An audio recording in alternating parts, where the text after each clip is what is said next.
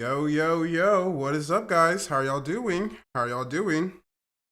Y'all enjoying this? I don't know if it's raining in your area. It's definitely raining in Texas, or at least DFW, where I live. What y'all up to? How was school today? Finish your homework? Making sure, just gotta make sure. I don't know what you kids be doing nowadays. Y'all just be watching them Kai Cenat streams all day, not doing no sort of schoolwork, no sort of homework. Nothing productive. You know what's productive though? Watching my stream. That's pretty damn productive. So if you didn't finish your homework and you're watching this stream, I'll let it slide. I'll let it slide. I like how y'all like enter the chat talking about I don't got homework or I already finished my homework. Cause you know that's the first question I always ask. Look at me being a good influence on my viewers. Look at me. What's good, guys? What's good? How y'all doing? What's cracking? What's popping? This man said, guys, Kai Cenat is live. He basically said, what the fuck are y'all doing in a Prince of Hawkham live stream when Kai is live? Is that like the worst time to stream whenever another big streamer is streaming? It's all good. It's all good. What's up, Prince? I'm actually watching some Dragon Ball related clips. Seems interesting from the looks of it. Ooh, I've been watching that Dragon Ball Daima. I think that's how it's pronounced. And I'm going to be honest with you guys. I was not a fan of the concept at first, bro. I wanted an adult Goku. I wanted everyone to be an adult. I know they're just like in the bodies of kids, but like, I don't know. I wasn't a fan of the concept at first, but I've actually been watching it. I think they aired like 4 episodes so far. I'm kind of enjoying it. Richard, thank you for that dono. What's good, bro? Been watching you for years. For years? Yeesh. How many years has it been, Richard? And don't lie to me, man. I don't know if you're lying. Sanji said, I lost NNN. I'm guessing that means No Nut November. Oh my gosh. How long did you... Bro, it's November 4th. And you already lost. This man didn't even last 4 days, bro. What? This man got into the first day of November. He said, you know what? I'm not cut out for this. I'm beating. That is crazy. They're great. Thank you for that dono. You are my favorite YouTuber. And Leroy Jenkins. Oh, what a blast from the past, man. That was from my Walking Dead live series, man. Oh, I had a lot of fun playing that game. Andon said, bro, lost preseason. No, not November. We're not even in the regular season. We're still in the preseason, and you already lost. Crazy. All right, let's go ahead and get into the first video. It is dark and it is raining over here. We got an extra hour of sleep, so now it gets darker quicker. So, man, I was debating whether I was going to hop on live or not, but, you know, clearly I am on live. So the debate ended with me saying I was going to go live for you guys, and here we are. Richard with another dono. I've been around since around 700,000 subs. That's crazy. I have 1.2 million subs, bro. I did that thing. I don't care what anybody say. I did that thing. But yeah, appreciate you being around so long. I think I hit 700K, what, like 2 years ago? 2.5 years ago? I don't know. Maybe a little bit more, maybe a little bit less. Don't know. Maybe 3 years ago, maybe? All right, we're going to go into our first video. This first video is called The Worst Types of Teachers. Some of y'all may be able to relate to this, seeing how y'all are, you know, in school. So go ahead and fill up that chat if you see something that you relate to. Yeah, worst types of teachers. Let's get it. I have nothing but love, respect, and appreciation for my parents. However, I can't help but question their decision-making abilities when they decided to put their trust into these nefarious beings for 6 to 8 hours a day to watch over and teach us. It can't be that bad. Teachers might be the closest thing we have to demons incarnate. The amount of BS that teachers would disperse onto their students should have them incarcerated for life. So in today's video, we will be discussing the worst types of teachers as well as a lot of their tendencies. Comment down below your worst experience with a teacher and like and subscribe if you're new. Now, the I have a first story teacher for that y'all. we have to discuss is a classic, but no less diabolical than the rest. The teachers that spam homework and tests. Now, look, oh my gosh! By stating that I know tests and homework are. I had a teacher like this. These niggas pass out tests like Halloween candy, bro. First, let's talk about homework. Teachers will pass out 3 hours worth of homework, knowing they have other classes to worry about. Like, bro, I've had teachers tell me to my face that they care about my mental health, and then assign a 12-page packet in an online quiz. Doing. You know what would be the worst part about all this is like sometimes you be getting them homework assignments that are what they say is 4 questions, right? 4 or 5 questions. But then each question has a part A, part B, part C, part D. So it's like, bro, really, you assigned me 20 plus questions. Like, I don't know why you're over here lying, talking about, oh, it's only 5 questions. No, bitch. Each question has 4 parts to it. So that's 20 questions I'm doing, man. And I already have homework from all these other classes. So I'm supposed to do this on top. They don't be caring about our mental health like that. You know, they don't care. On the same day. I also hate when teachers clickbait with the homework. Like in class, they'll be going over how to answer certain problems, and the questions will be mad easy. So now everyone in the class is hyped because we're expecting the homework to be just as easy. When everybody goes home and pulls out the homework, it's Harvard level questions. Ms. Johnson, we were practicing times tables today in class. Why does my homework have letters? Not to mention that a lot of students have jobs, play sports, and have other responsibilities to take care of. But teachers seem to be Stevie Wonder to that shit though. All this work causes students to stay up till the fucking we got lives, and have teacher. to go to school all over again at 7 or 8 in the morning. I also feel like homework is just a cop-out solution because they didn't teach whatever they were supposed to teach in class. Now, as much as getting a lot of homework sucks, I think getting a lot of tests is even worse. I've had classes in which I got a test every week, and you have to study every week, and tests are already cheating. about 99% of your grade. And as I stated earlier, we're cheating. Most people have between 6 and 8 classes. And once I had 5 different tests and 5 different classes Monday through Friday. Also, I want to give a big extra fuck you to the teachers that make students complete exit slips before they can leave. They would deadass pass them out when there's 10 seconds left until the bell rings. Never had to do that. 2 out of 10. Thankfully. Now we have to talk about the teachers that blame the entire class for something one student did. If you watch, they be doing some ugly shit like, and I'll wait. Like, bro, like, you're waiting on one student. You're acting like the whole class was being loud. Like, bro, relax. And then they punish you for that one student, man.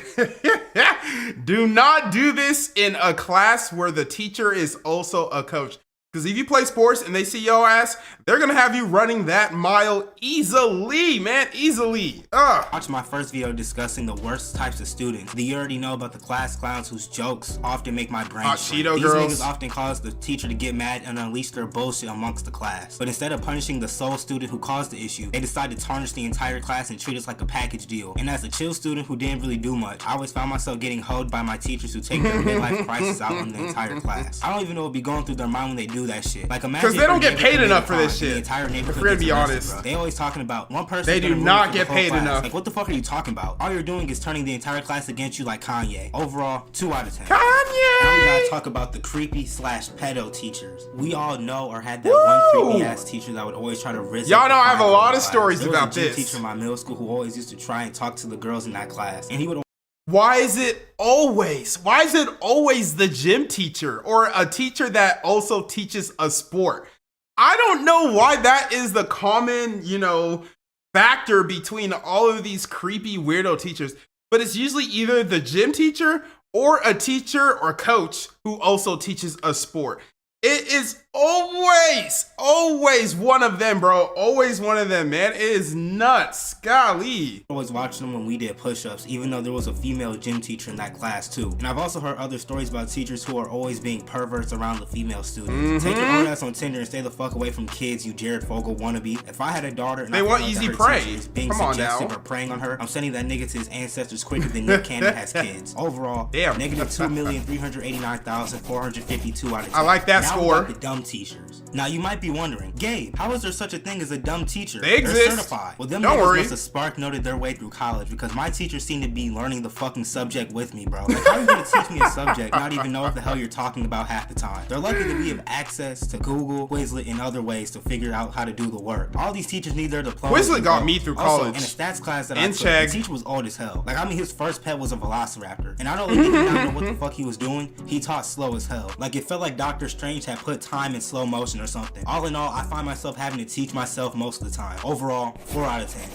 Now we gotta talk about the teachers that don't know the meaning of personal space. And these might arguably be the worst type of teachers because these niggas...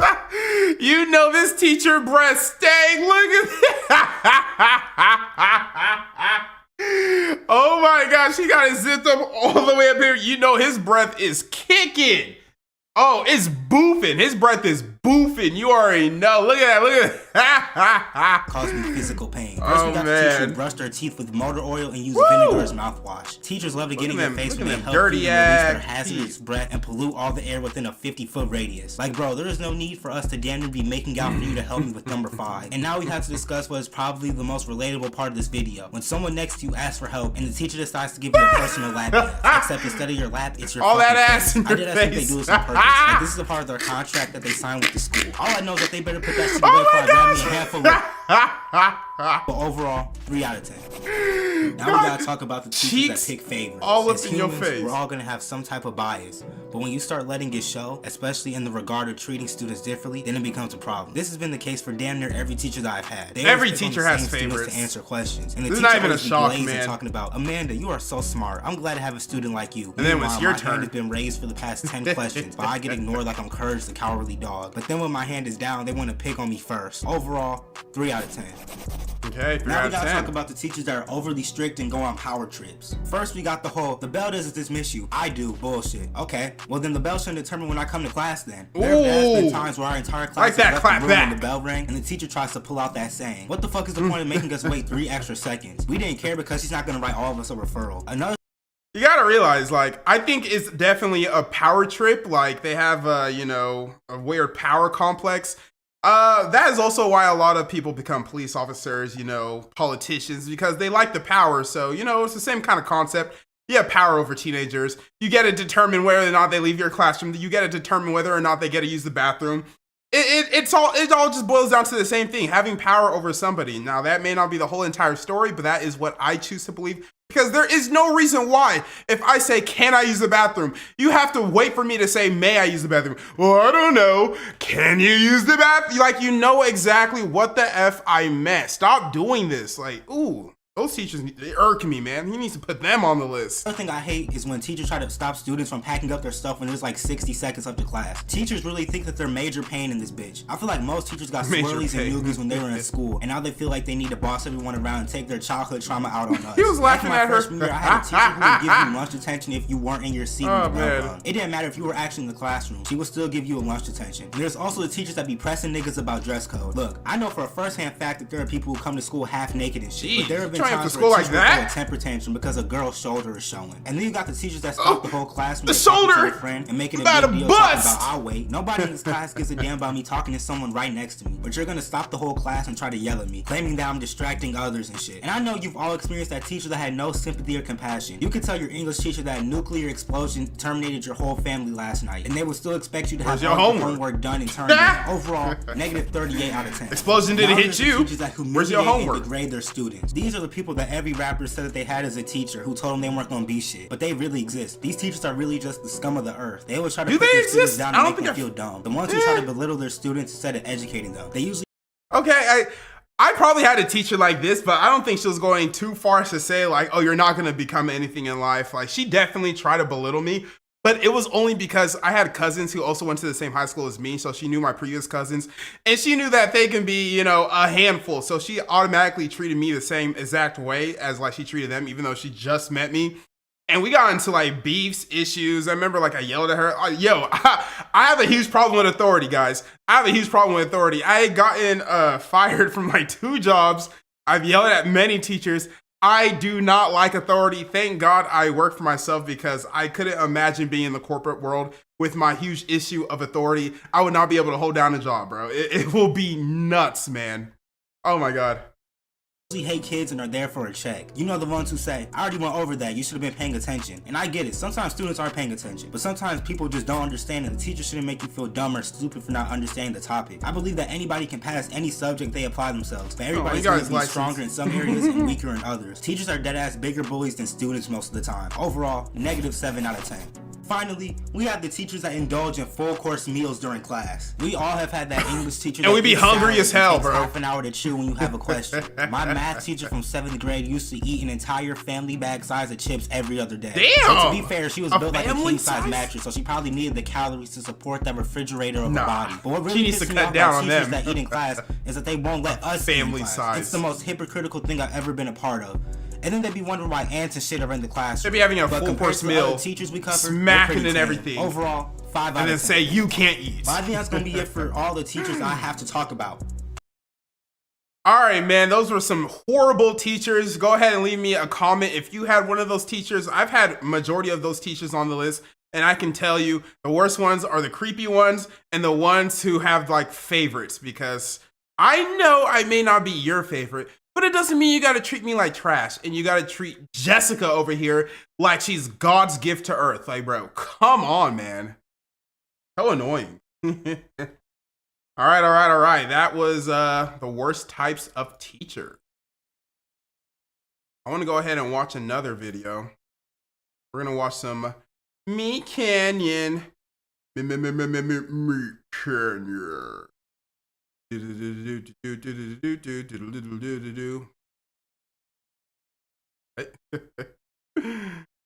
All right, what are we gonna watch? Watch.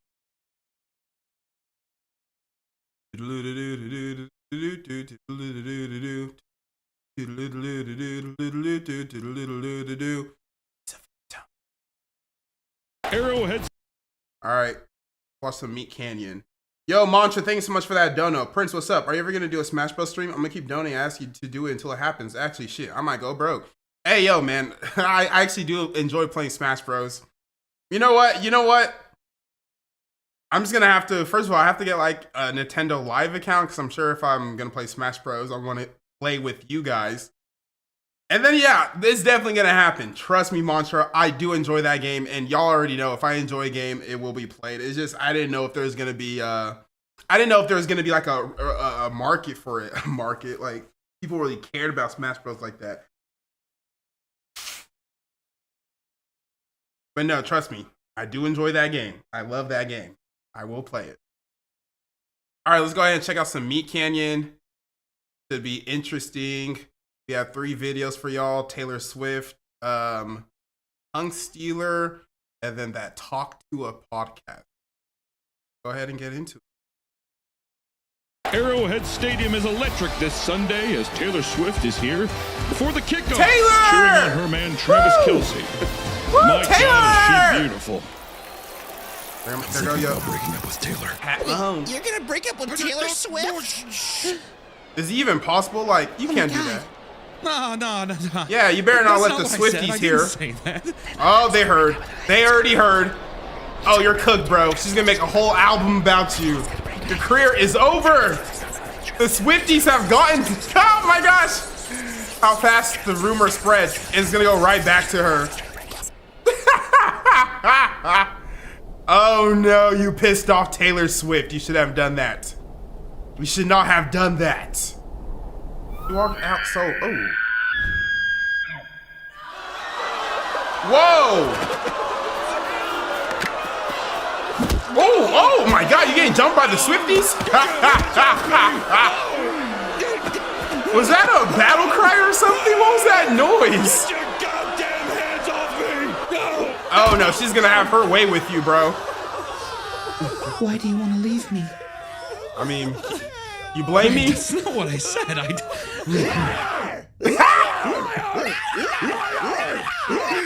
Oh my god, bro, okay, I'm not a celebrity. I am not a celebrity, so I would never understand. But me personally, bro, I feel like Taylor Swift is just one of those celebrities that, you know, as a celebrity, you should never want to date. Because just look at her dating history. Like, has she ever had a relationship that ever ended well? Like, I understand that not all relationships are gonna last forever. I get that. But has any of them ever ended, like, amicably, like, on good terms? I don't know. And then the fan base. I think she has one of the, like, most crazy cult-driven fan bases ever. It's her, the Swifties. We have the Beehive, Beyonce, and then you have I'll say the Barbie dolls, Nicki Minaj's crew, bro. You can't date these celebrities who have a cult following because the second you slip up in the slightest, oh my gosh, they are crucifying you. What? Is she a monkey? Oh, who? Oh god, here she comes. Here comes Taylor. You know I would never say that. You know how tight we are, Tay-Tay. Come on. Tay-Tay. Why do you have to lie to me? Woo! Wait, I love you. is she? I Is don't want to break my heart. are all of them Don't you Taylor? love me. Like a host, like a what do you call them? Hive mind. It's a hive mind, bro. They're all Taylor. They don't have a personality of their own. They're all Taylor Swift. Love you? I barely know you! Woo! You want me to fawn over your existence? Everything is spectacle and everything so perfect and right. I try to get your attention but it goes unnoticed until it's convenient for you. I can never love you because I can't stand the idea of you. Say it with your whole chest, bro. That's what I'm talking about. They really got some hive mind shit going. But I think we should break up. Yeah, put your foot down, Travis. Oh, maybe you went a little too far. Maybe you went a little too far. Oh my gosh, she looks creepy. Oh! Oh my. Oh God. Here it comes. Oh, you went a bit too.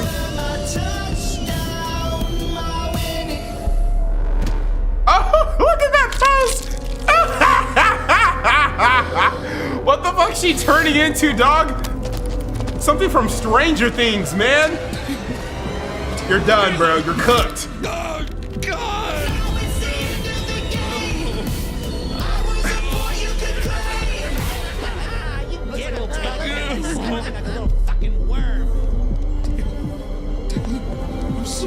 I think you should run, bro.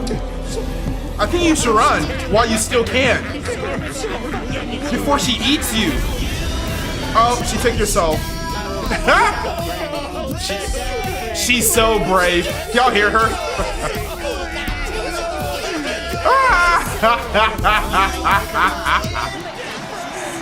Oh my gosh, bro. And there goes Taylor Swift, whose new song, Trouble on the 44-Yard Line, is already 12 times platinum. Trouble on the 44-yard line. Now that's pretty damn creative. That's pretty funny.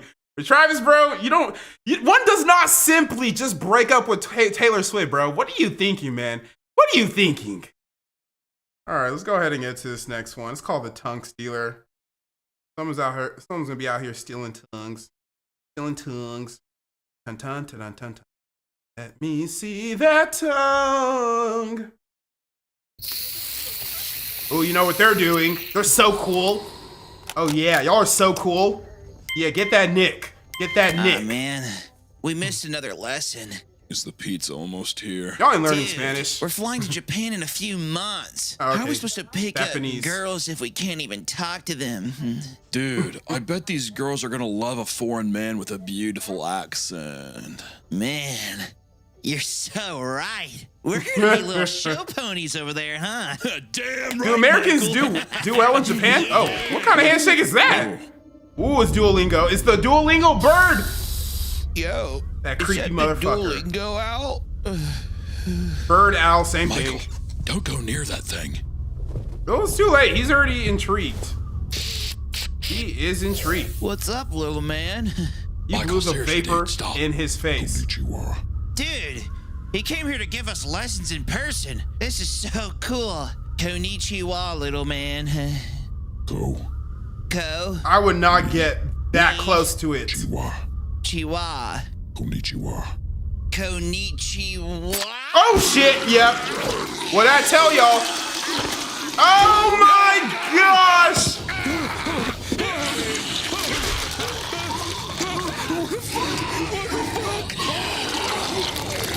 Oh! Bro, just kill me, man. You gonna put your own tongue in there? Wait, can I speak Japanese now? Am I fluent now at least? Is that the pizza? Oh, shit! Bro, run! Alright, I got 2 pepperoni pizzas. There you go! Okay, What are you saying? speaking Japanese? Get off of me!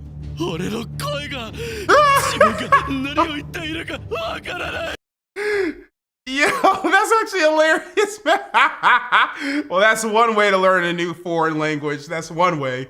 Man, I ain't gonna lie to y'all. Japanese sounds very cool, bro. I'm not saying I want the Duolingo owl to show up at my window, rip my tongue out and replace it with one of his own, but I'm also not saying that I don't want that to happen. Please don't let that happen. I'm just kidding.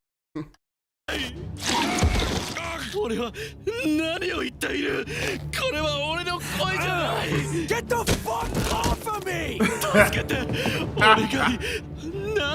I don't know why you're still outside your door, bro. I would have been following the pizza man, getting in my car quick as hell. All right, what language are you gonna learn? Are you gonna learn Japanese as well?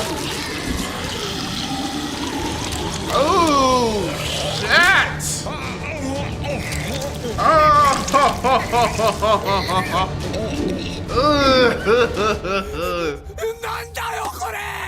They're Japanese now. They speak Japanese. 俺は自分が何を言っているかわからない。俺の声がどこに。どうしたマイクル。なんで英語が喋れないんだ。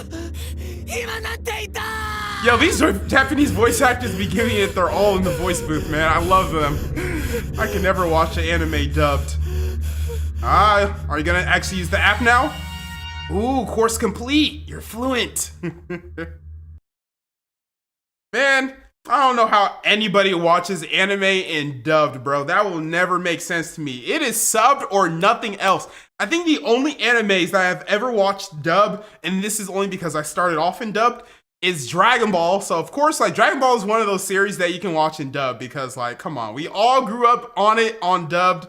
Come on, man. Like, and the voices on it actually go hard, man. I actually like the voices.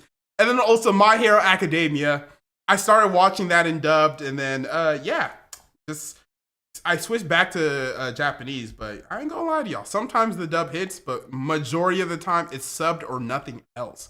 All right, let's go ahead and check in this last one. It's called Meet Canon. Don't listen to this podcast. I'm assuming it has to do with the Talk to a podcast. Talk to a girl. We be making anybody famous, bro. We be making anybody famous. It's crazy.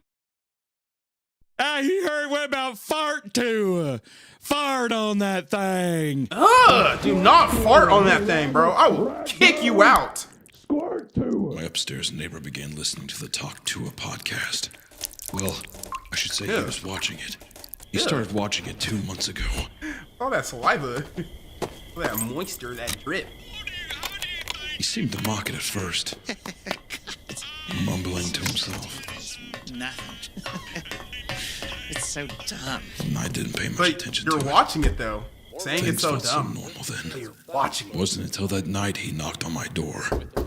Ooh, that knock sounded realistic as hell. I thought someone was knocking at my door. Ooh, the drool. He raised his head along with his phone to look at me, a crazed look in his eye. Accompanied Yes. with a sticky, wet smile. He Woohoo! was showing me the podcast he was watching earlier. You gotta check out this podcast. I'll pass. The joke is so funny. much. I wish I'll tell you later. I'll pass. I can't recommend it enough. Oh, a Hawk Tua thing? It's just the dick sucking joke, right? You think it's just that, but then she talks to you.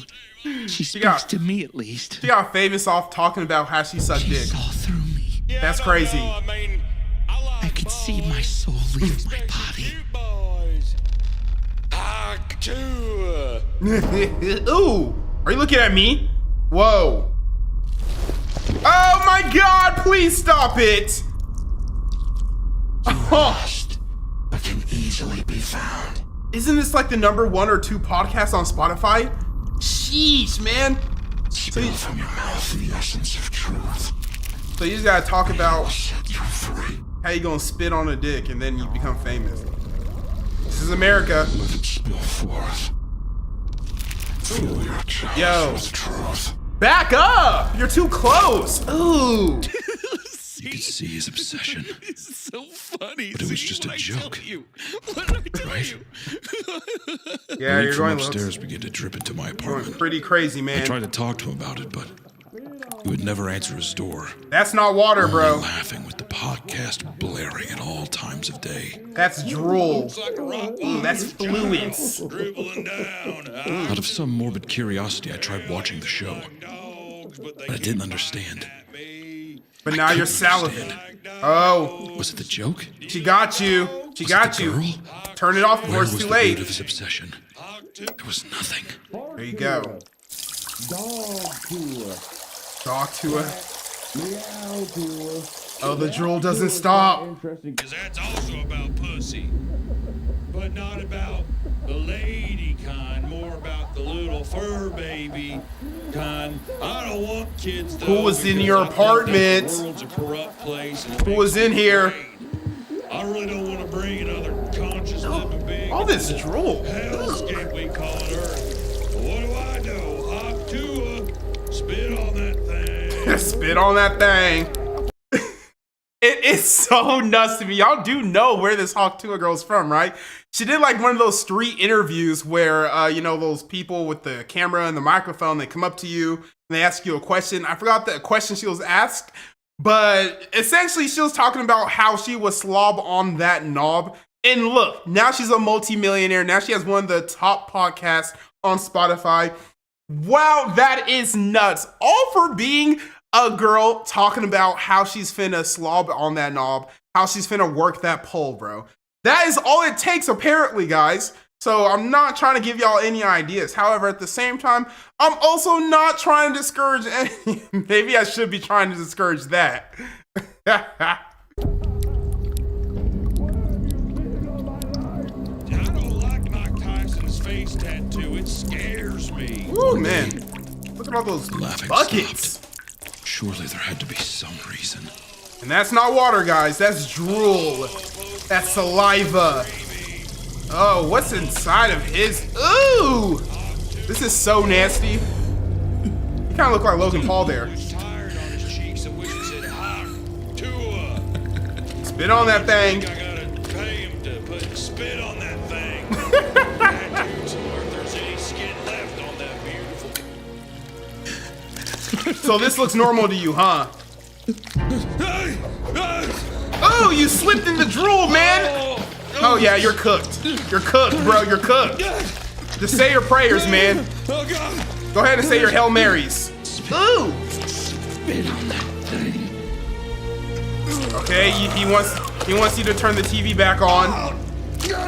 Ugh, he spit all over you. Ooh. Yeah, I would need to take 10 showers, and you keep tripping and falling into it, bro. Dad didn't like the Hawk Tuah meme, but I must admit, Hawk Tuah. the show does hook you pretty fast. Ah, you see, you're addicted already, man. And it's not. It's not just a one-dimensional joke. It's multi-layered. truly very moving. So funny. Difference. Oh, good golly. Well, From the south. send prayers to another fallen soldier. Do not know how Talk Tuah is one of the top podcasts, but maybe that's not for me to understand. There are plenty of popular people who I don't understand how are popular, and I'm sure people may think that of me if they ever do think of me. But yeah, that was some meat cannon. Never cease to amaze me, and I definitely need a shower after watching these videos. All right, y'all been so kind to me in these donations. Let me go ahead and go crazy. P. Diddy, thank you for that dono. If this stream gets more than 100 likes, I'll buy Prince. Bro, it is not 1865? You can't buy people no more, bro. You can't buy people no more, man. It's been outlawed, thankfully. Afro Uchiha, thank you for that dono. I only watch a dub. You see, okay, I'm gonna need y'all all the anime watchers who are watching this stream right now, whether you're live or you're watching afterwards, I need you to let me know. Do you watch dubbed or subbed? Dubbed or subbed, bro? Because I think the only show that you can watch dubbed is Dragon Ball, maybe even Naruto. And I say that because like that's like one of like the, you know, throwback legacy big three cartoons that came on in a cartoon animes that came on Toonami. Y'all remember that? Toonami? Before you go to school? You be watching Dragon Ball Z, talk to your friends about that new Super Saiyan transformation you just saw. Be screaming in front of the mirror because you're trying to go Super Saiyan. Y'all know what I'm talking about. Y'all know what I'm talking about.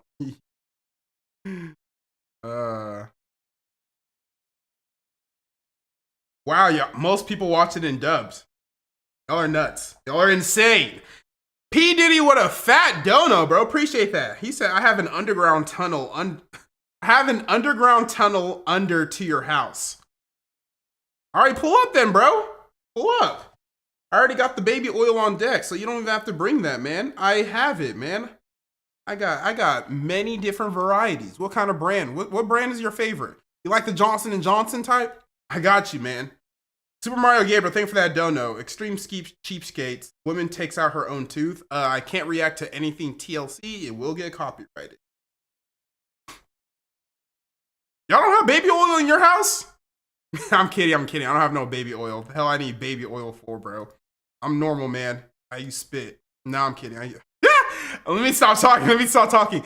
All right, we're gonna be watching the worst cartoon parents in cartoon history. This should be good. And without further ado, let's look at why. All right.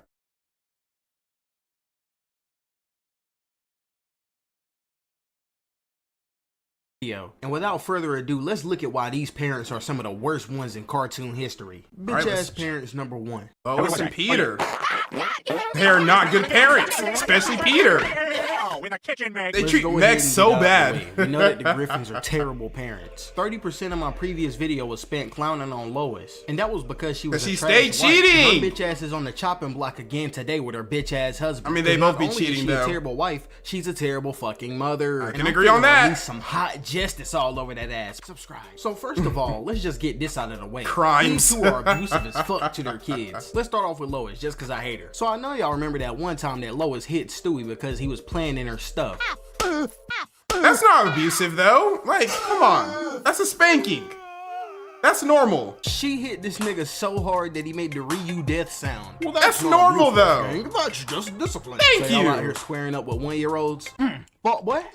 Nah, bro. She slapped him Look, on the I don't behind, approve of bro. beating kids at all. But the people that do This is beat a their reach. kids are not beating their kids when their kid is 1 year old. Mind you, this is what Stewie saw when she hit him. She had that nigga traumatized. Hitting 1-year-olds is not freaking cool. But that's not all. Do y'all remember when Peter punched Stewie out of his high chair because Meg said so? That's so punch your baby in the face.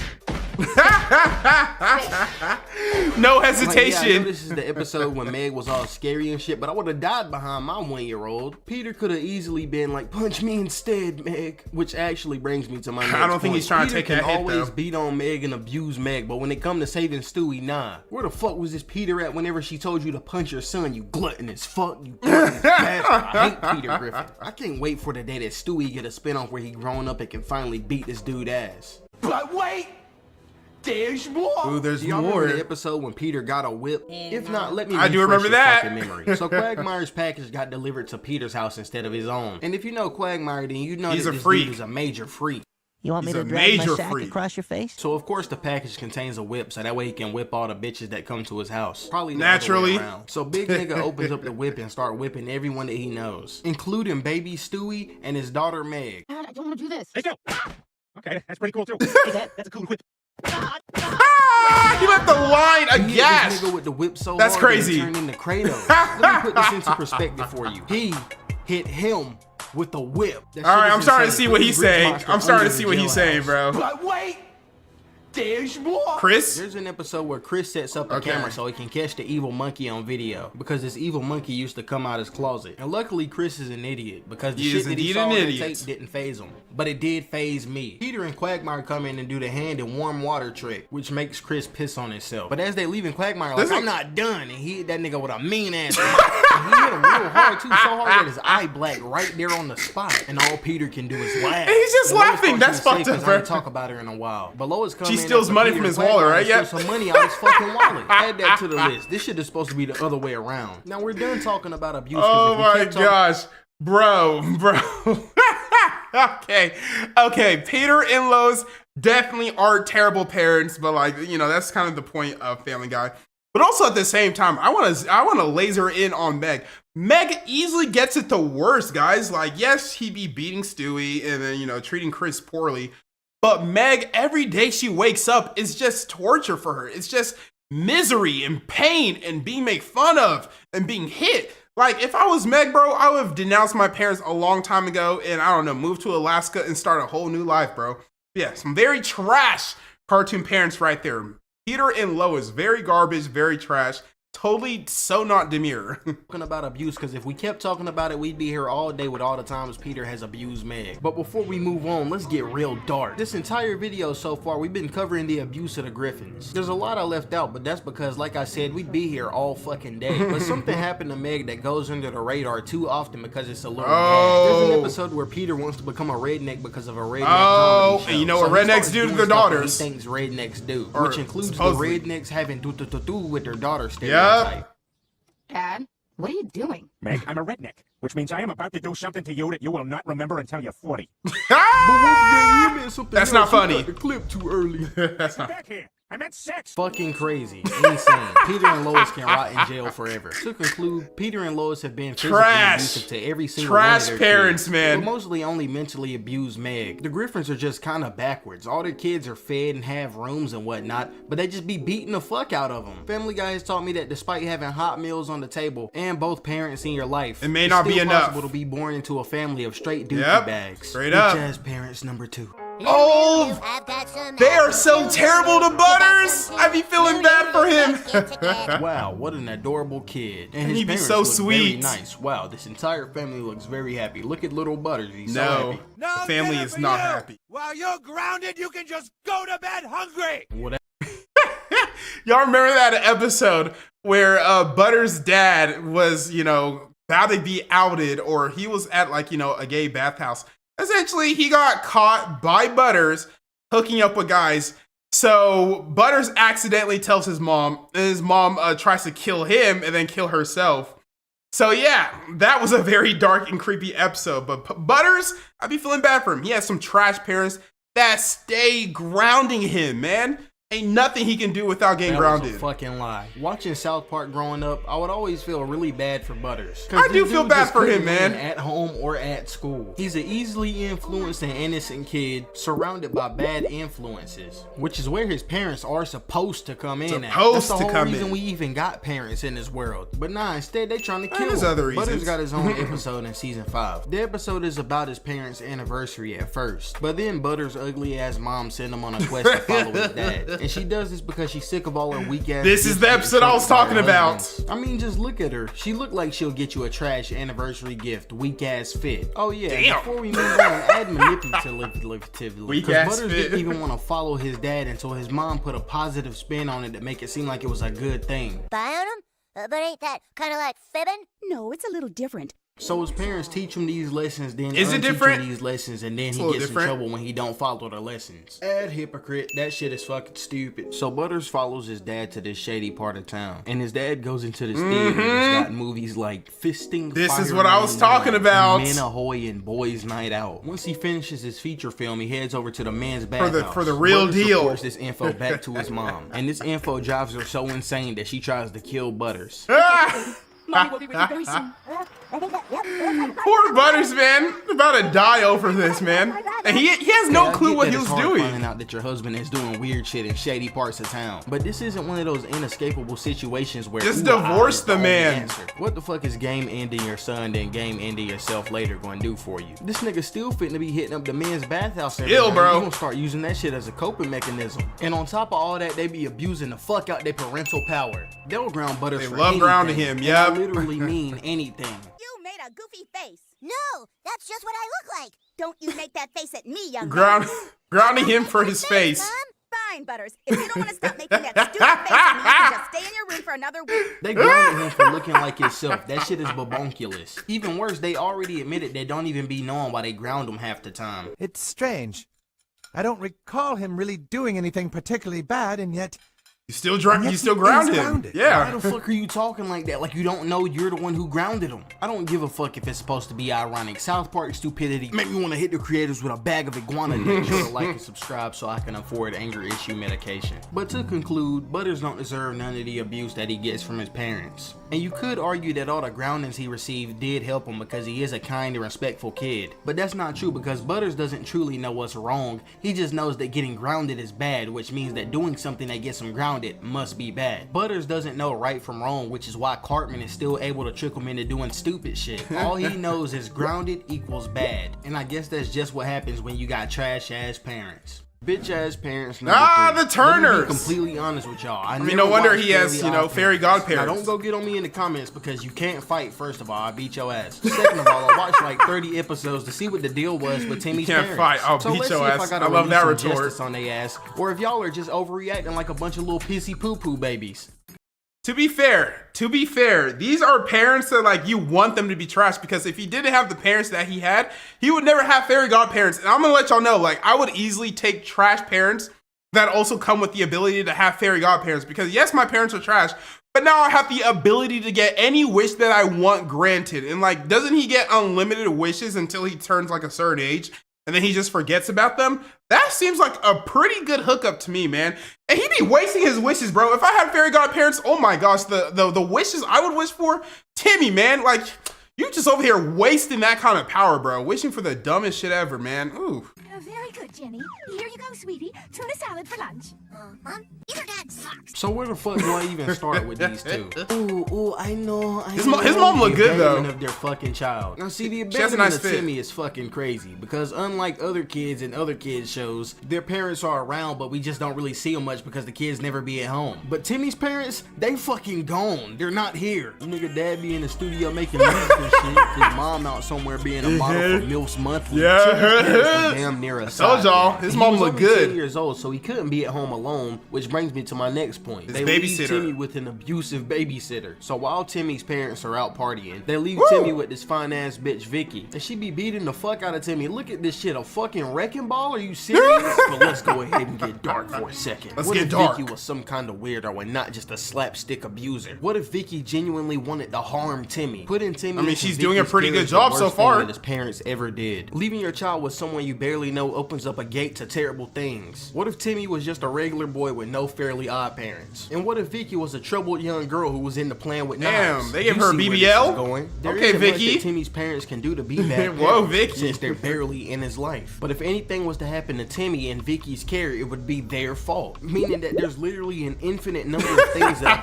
could put here for them. Because there's no telling what Vicky would And be they're on if the idiots too, bro. circumstances were different. They'd be And to so conclude, oblivious. The abuse that Timmy goes through doesn't come directly from his parents. It comes from his parents' neglect, which leads to a bunch of bad situations. Facts, It don't matter facts. if it's Vicky putting the beats on Timmy or an interdimensional drag queen fairy trying to kill him with a pie. It can all be traced back to his parents' neglect. Bitch ass parent number 4. Woo! Okay.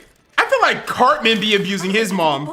Eric Cartman. You either hate this tub of lard if you're normal, or you love this tub of lard if you're edgy. He's done some nasty things, like pretending to be a He's a robot to get Butter's terrible secrets human being, and bro. making his half brother eat his parents. But has anyone ever taken the time to think why he's like this? Is Cartman just evil, or is there a reason to his shitty personality? But like, Okay, so my theory is because, like, you know, if you heard about Cartman's mom, Leanne Cartman, she used to be a thought with a capital T back in the day. Like, she was just letting everybody and anybody hit. So if I was her son, Cartman, Eric Cartman, and you have to like grow up watching that, I feel like you wouldn't turn out to be the best person. You wouldn't really have much respect for other human beings because the person you're supposed to respect the most is over here doing like some of the most unrespectable shit ever right in front of you. Not technically right in front of you, but like in your vicinity, man. So I can kind of see how she can be a terrible parent, you know? She's not directly abusing him, but like the stuff that she be doing, bro, she definitely I be got the doing answer some right nasty here, stuff. nigga. You better subscribe, nigga. She a thotty. She a thotty, bro. A kid being spoiled doesn't equal evil, Wolfgang. Well, let's talk about Leanne's biggest and only crime, being an enabler. You can say what Enabler. you want to about Cartman's mom, but that little fat fuck is taken care of. Taken care of. And that's the problem. Whatever Cartman wants, Cartman gets. Okay. Well, That is guess I'll be going to enabler the store activity. Now, then.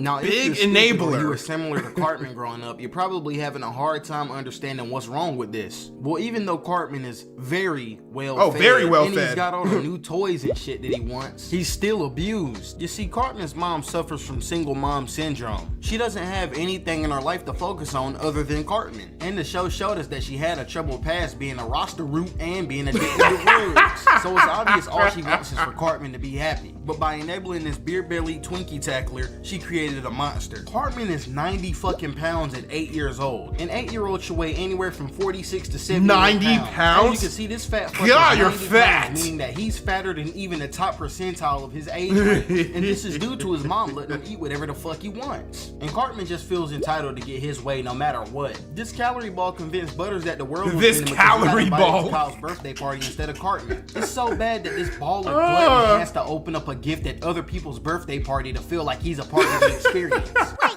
it stands birthday. Yes, every time somebody gets a birthday present, Eric gets one Too too. damn Otherwise, spoiled. He gets a little upset. Too damn And this spoiled. shit right here is the problem. We can sit here and give outcomes for being enabled to this greed goblin all day, but there's no reason because none of this shit even matters. Realistically, all the enabling that Leanne did to Cartman has already taken its toll. That's what makes her a bad mom. She's ruined Cartman's life. And as It's much kinda as too everyone, late, isn't it? including me, hates him, we gotta He's so remember that used he's to a it, kid. you know? It's not his fault that he turned out like this. It's his mom's fault. No amount of therapy, no amount of Caesar Milan, no amount of anything No will amount ever of change Caesar Cartman's Milan. personality because of his mom's enabling. No one ever calls Oh, out that's the Cartman's dog mom trainer, because they right? think that he's the one pushing her around. But she's the adult in this situation. And she has it in her to assert dominance. She did it in the iPad episode. But she doesn't want to, which is ultimately what will ruin her son's life. Oh my god, a worse parent. All right, so those were some of the worst parents in cartoon history. I agree with everything that was said on this list, but I may even add Goku, bro, because Goku would be ditching his family for the first chance to go train off-world somewhere, bro. How many of y'all agree with that? Do y'all think Goku's a bad parent? I'd be seeing that argument, that discussion all over Twitter.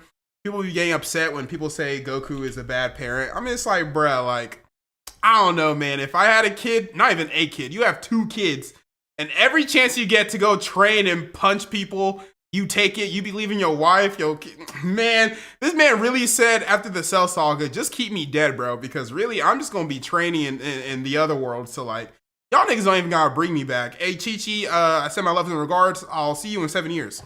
Like, huh? Oh my god.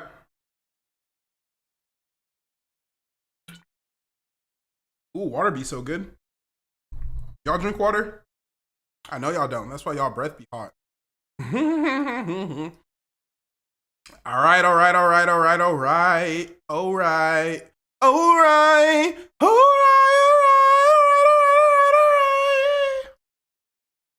All right, we're gonna be checking out. An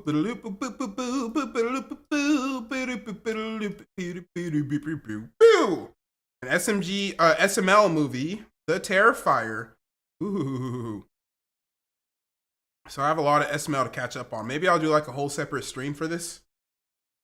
But we're gonna be checking out the SML movie, Terrifier. Never actually seen the movie, but apparently it's very terrifying. I guess that's where they got the title of the movie from. But it's very terrifying, and that I do know. So let's go ahead and check out the SML movie, Terrifier. Hey, gang, can we watch a scary movie? I want to watch something so scary it'll make me poo my underoos. Like, no, Jeffrey, we're not I don't going to watch think I a scary needed movie. that sound Marvin, effect. I think you don't want to watch one because you're too scared. No, I'm not scared. I just know Jeffy's going to get scared. Jeffy's not scared of anything. You cried, threw up, and ran away when we watched Hotel Transylvania. Well, it's because I Isn't that a like kids movie? vampires. Oh, vampire dick. Sucks blood and shit. Ooh, I found a movie called Terrifier. It's supposed to be the Ooh. scariest movie ever. It's pretty darn I scary. think we should watch that. That sounds lame. Marvin, I think we should watch it. No, I just think Terrifier sounds All like right, a stupid you are name. sounding a That's little not even pussy, scary. bro. Oh, you're scared. Yeah, you are I'm sounding a not little scared. pussy. I just don't want to give Jeffy nightmares. I'm not scared. I'm not scared either. Okay, fine. Well, we'll put on Terrifier, but I'll turn it off if Jeffy gets too scared. I think you're gonna be the one who gets too scared, Marvin. Great pussy meat. Honey, the door, it's knocking. Well, answer it. It's probably the pizza. Oh, yeah, the pizza we ordered. Can you get it? I'm kind of busy. I can't. I'm in the bathroom. Well, how long is it gonna be? Is it number one Damn, or number just 2? Just open the two. door. Ew, I didn't even think girls did that. She's Can you shitting. please answer the door and get the pizza? Yo, girls poop, guys. Hey. I don't know if y'all know this. Girls do indeed poop. And like, little side note, if you have a girl and she does not want to poop around you, bro, she's not comfortable around you. The second you have a girl and she like fully poops near you, like y'all are in the room and she goes over to the bathroom, you hear her turn on the vent, and you hear her squeeze out that turd monkey. That's how you know you locked in, bro. When a girl poops around you, you locked in. Cause they be holding that in. They be holding it in, man. Cause you know, pooping is gross. Damn, you was an old ass dad, made the grunt and everything getting off the couch. You'll be alright, open the door. Who is it? Oh! Oh, that's scary. I like that. Yeah, I guess it is almost Halloween. It makes sense. That is a to pretty be scary wearing costume. costumes. Hey, honey, if you weren't taking a shit, you could see this delivery guy's awesome costume. I love that. You even got like That's a pizza pretty sauce on that's a there. pretty Great. darn good costume. Anyway, how much do I owe you? It's a medium pepperoni. Can't be more than like $20, right? Sorry if there's a smell. My wife's taking a wicked shit, Duke, in there. Here, 20 out of cover, right? Maybe this isn't the pizza guy. Maybe right in your hand. There you go. He has no use for your money. Huh? You got my pizza in a garbage bag? Oh, he has a human head. Oh, no. What You're is gonna be the human You head. got my pizza for me. That's awesome. Thank you. Oh, I see what's going on here. Zero you just want awareness. my pizza for yourself. You deserve that axe, bro. Zero awareness. There's so much blood. Yucky. Oh, hey, Rose, you said you wanted to watch this. You said you wanted to watch this. Alright, I'm out of the bathroom. Did you get the pizza? I know it smell. It doesn't I know it smell smell rancid in that bathroom. Okay, Scream Queen. That was a pretty good scream. He gonna smell that bathroom and want to leave.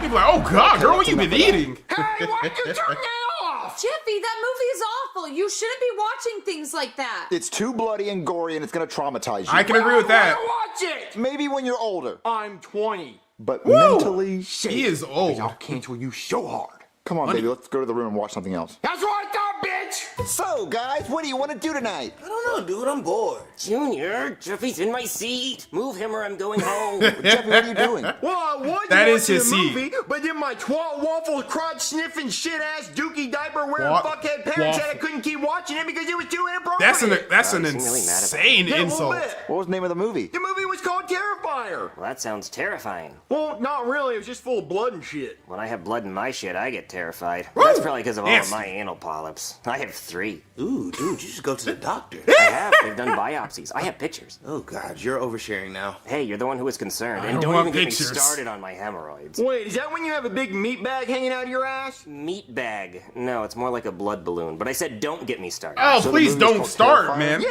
Well, we That's should watch nasty. it with you. That'd be so fun. Well, I would, but I can't get past the parental controls. I don't know how to turn the TV on. Well, have you tried pressing the green button that says power? I have not. I would try that one, champ. I would try that as well. That seems like a great You idea. fixed it. There you go. Run, run, girl, run. He's not even taking this seriously, bro. I think those are the scariest villains. Yes, she's in there. Terrifying, no terrifying. Terrifier, no terrifying. Oh, man. All right, yeah, dial that number. They're not gonna come in time. Okay, now you're just playing around, you silly goose. Is she playing a game? All right, that's funny.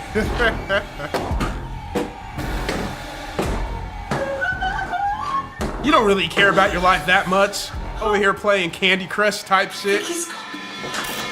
No, he's still there.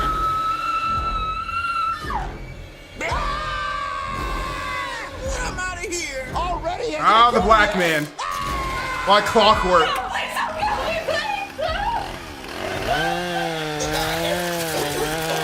Oh, man. Ugh, there's a lot of sound effects. Sheesh.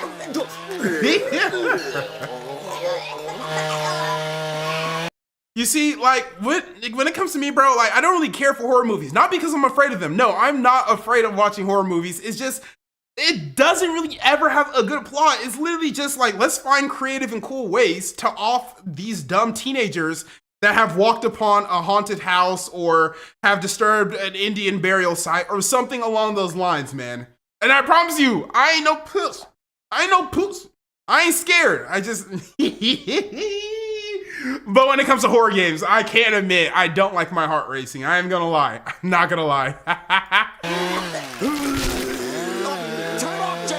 He's barked his chunks. Hey, why? Because it's Yeah. disgusting. You Pretty guys nasty. are wussies, but with a P. Pussies. Oh, guys, I can't handle gore like that. I think I'm just gonna go home and take some nausea medicine. I'll see you later, Junior. And that's I two don't people feel good gone. after seeing that. I'm gonna see if Chevy can give me something to stop being sick. And Jeffy just goes right back to watching. Cody, I gave you your nausea medicine. Now I'm gonna read you a bedtime story. Hop on Pop. I'm gonna read you Hop on Pop, and then I'm gonna hop on your Pop later. Oh yeah, she's gonna go Lola Bunny on my penis.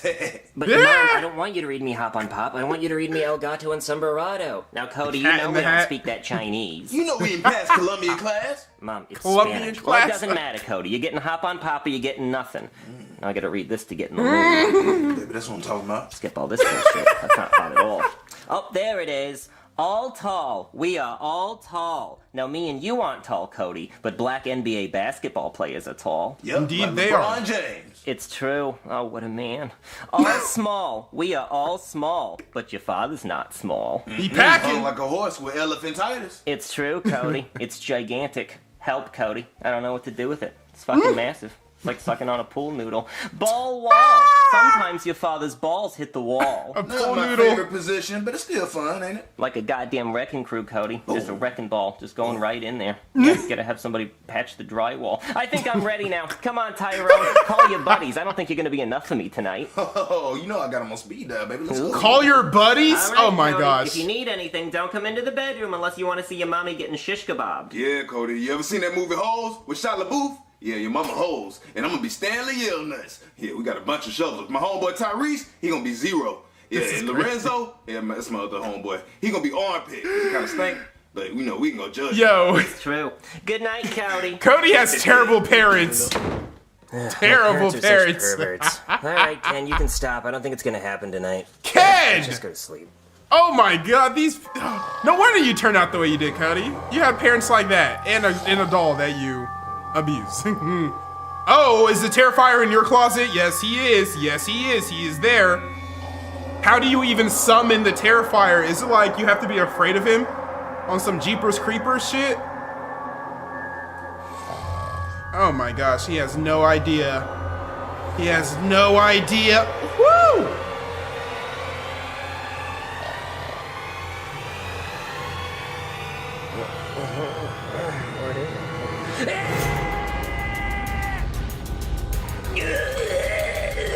Oh!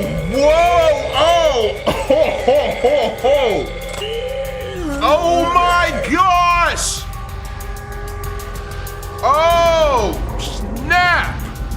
His head! Oh, Tyrone, my oven's on high heat. I just need you to put your cookies in. No, baby, we gotta wait for the homeboys to get here. They got cookies to put in your The oven, too. homeboys, You could get your cookies plural. started while we're waiting for them. No, they're gonna show up and then my cookies be done and they think my cookies finished fast. And then I'll be bored having to watch them bake their cookies with you. Oh, but Tyrone, my oven's just so hot and ready. Please kill them. See, there go one of my homeboys right now. Please All kill you him. gotta do is be patient, baby. Is that Tyrese or Lorenzo? I don't know, but he got a silly ass clown costume on. I told you we doing hoes, not it. Damn, you're supposed to be either Zero or Armpit. I'm Stanley Yellnut. I'm the holes. Show him their son's head. Oh, the shovel. Oh, look, Okay. at least he got the damn shovel. Now get on over here and watch out for them yellow spotted lizards. Just like holes. All right, you get the head and I'm gonna get that tail. Be gentle. Ah, this is so weird.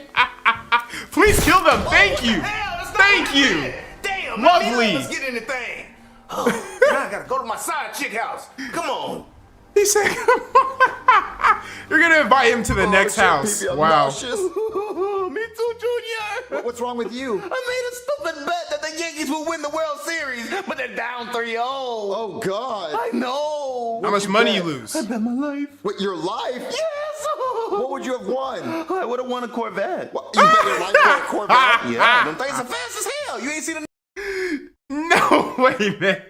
I have seen gambling addicts before, but this is a whole different level.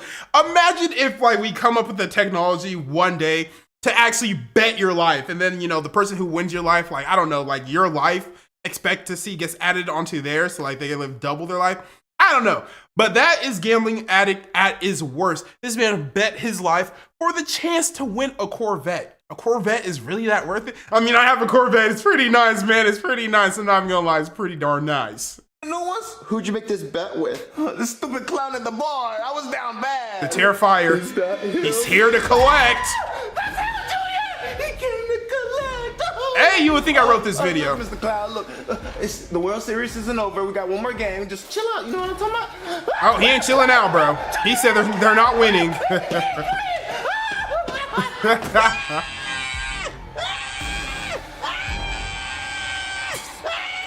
This man's just fooling around, bro. He's not even really trying to kill y'all. If you trip. Okay, I thought he was gonna trip, even though he can fly. The clown from the Terrifier movie, he's behind me. You mean Art? Art? Yeah, that's his name, Art. His name is Like Art? the painting and drawing? Yeah, I know, it's fucking gay. Is it really Maybe Art? it's short for Arthur. I don't know. Hello. Fuck that! It's time to play Whack the A-hole! Ooh, there we go, Jeffy. That's what I'm talking about. Did you kill him? I guess so, Junior. Jeffy ain't no wussy. To make sure. He about that life. I'm gonna finish you one. Oh yeah, curb stomp hit. Jeffy, look, this trash bag. It has a bunch of weapons in it, like a saw and a Choose which chainsaw, weapon you a like. knife. Oh, hand me that saw, Junior. Oh, okay. Oh yeah, let's take his head now. Grab that Oh real yeah. quick. Oh yeah, I'm loving this. I'm loving all this. Okay, this may be a little brutal. Oh God. Oh. Oh, it's so gory and bloody. Oh, yummy. Junior. Oh God. He did it. Yeah, he's onion rings. There's no way he'd ever He's come Dunyan back. rings. All right, that was the Terrifier. He was put to an end by my boy Jeffy, so he really isn't a wuss. He was able to watch the movie, also take out the main bad guy. That's what I'm talking about, my boy Jeffy. He up, bro. He up. Ugh. Real AF, bro. Realest nigga in the game, man. Realest in the game. In the game. In the game.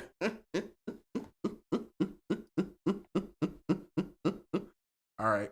What? Oh my gosh. All right.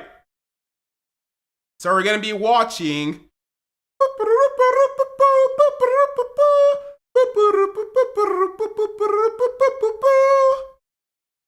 We're going to be watching. There's something about Amy. So apparently, like, part 4 dropped. So I'm going to need like a little refresher. It's been a while since I watched these. It's been a while since I watched these. So I thought I'll watch like all 4 parts. I feel like that's something I got to do. I remember There's Something About Amy by Mashed. Pretty darn good. It was pretty darn good.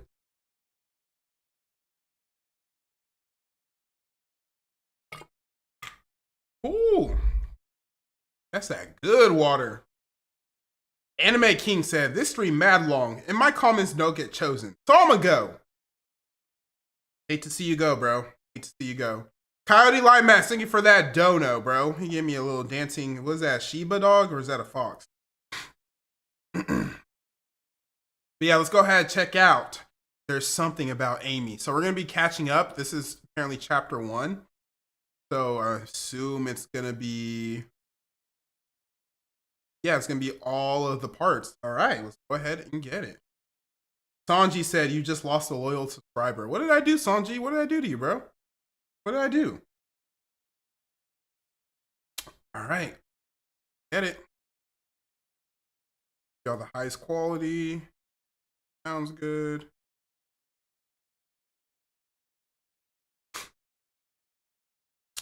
All right, There's Something About Amy. Something about Amy. Is actually good advice that, you know, giving backhanded compliments and not paying attention to the person that you want to talk to, that you want to be with. You think that's good advice? The crazy thing is, it actually does work sometimes. I'm not going to say all the times, but it actually does work. Because we live in a stupid society where, like, you show attention to somebody and you're doing too much. You know, you're too needy.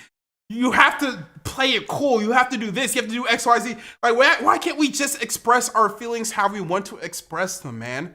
If I like you, why can't I just simply tell you that? Why can't I just hold your hand and walk you down, I don't know, walk you down the street? I don't know.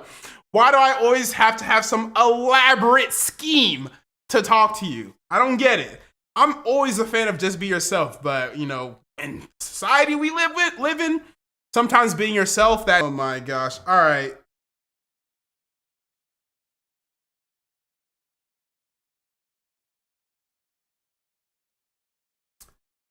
Can't even, oh my gosh. Oh my gosh, I'm gonna wait for a bit. I can't watch this on stream. That's crazy, man. Getting blocked for no reason. All right. All right. All right. I get it. I get it. I get it. I get it. I get it. Copyright strike. I just got hit with a copyright. Shout out Burleezy, man.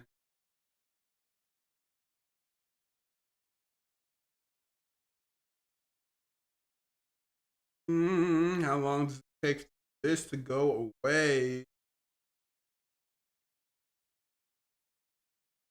Copyright strike. Copyright strike.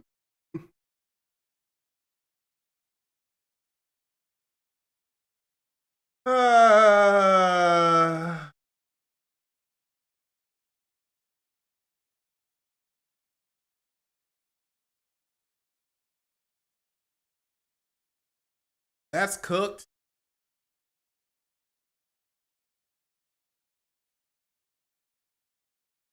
Big fried.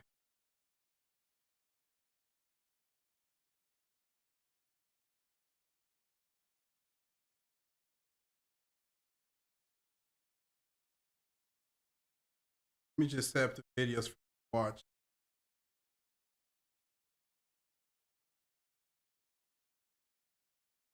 All right, guys. I'm back. Oh my gosh, bro. I told you, man. They don't be playing. They do not be playing with them copyrights on YouTube, man. They do not be playing with them copyrights on YouTube, bro. But now I know. Now I know. Now I know. Now I know. I mean, I've always known, but like, damn, YouTube. Damn, YouTube. All right, but yeah, we back. We back. We back. Back and we better.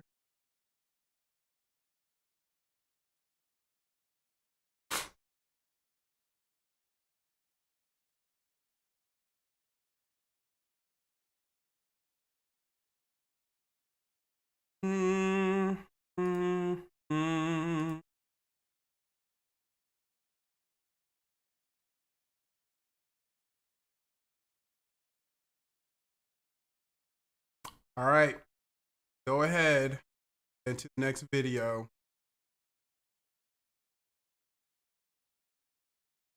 Go ahead and comment if you.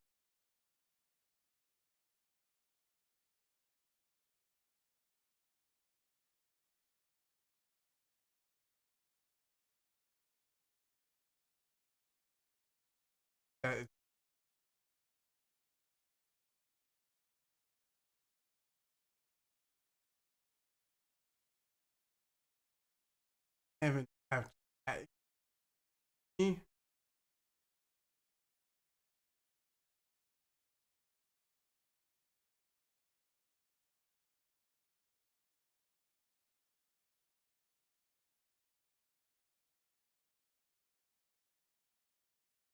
I think we're back now.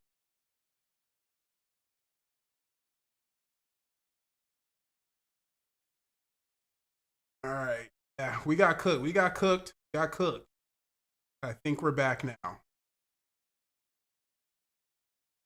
Okay, yeah, we got cooked, guys. We got cooked. Jeez, we got cooked high key, bro. We got cooked, man. Let's go ahead and get into the next video. Kids with superpowers. Hopefully this isn't copyrighted. Everything ain't copyrighted. So this stream's already copyrighted, so I ain't making doo-doo from this. I ain't making nothing from this. All right, all right, all right. See, that's why whenever I tell y'all that I can't watch something because it's copyrighted, now you gotta believe me. Now you gotta believe me. Now you gotta believe me, bro. They really be packing you the F up and getting you out of here, bro. No wonder people be streaming on Twitch more. I mean, I stream on both, but like YouTube, you know, it's my bread and butter. My bread and butter.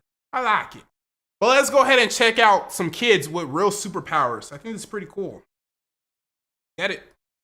We are all great fans of superheroes, and we have once in a while dreamed of becoming one. You will be amazed to know that there are real superheroes among us. Real life Their extreme superheroes? Superpowers are purely natural. So cool, and the most man. shocking thing is that they are just kids. Today we are going to unveil some of the top 20 kids with real superpowers. Let's see it. Gabby Gingras.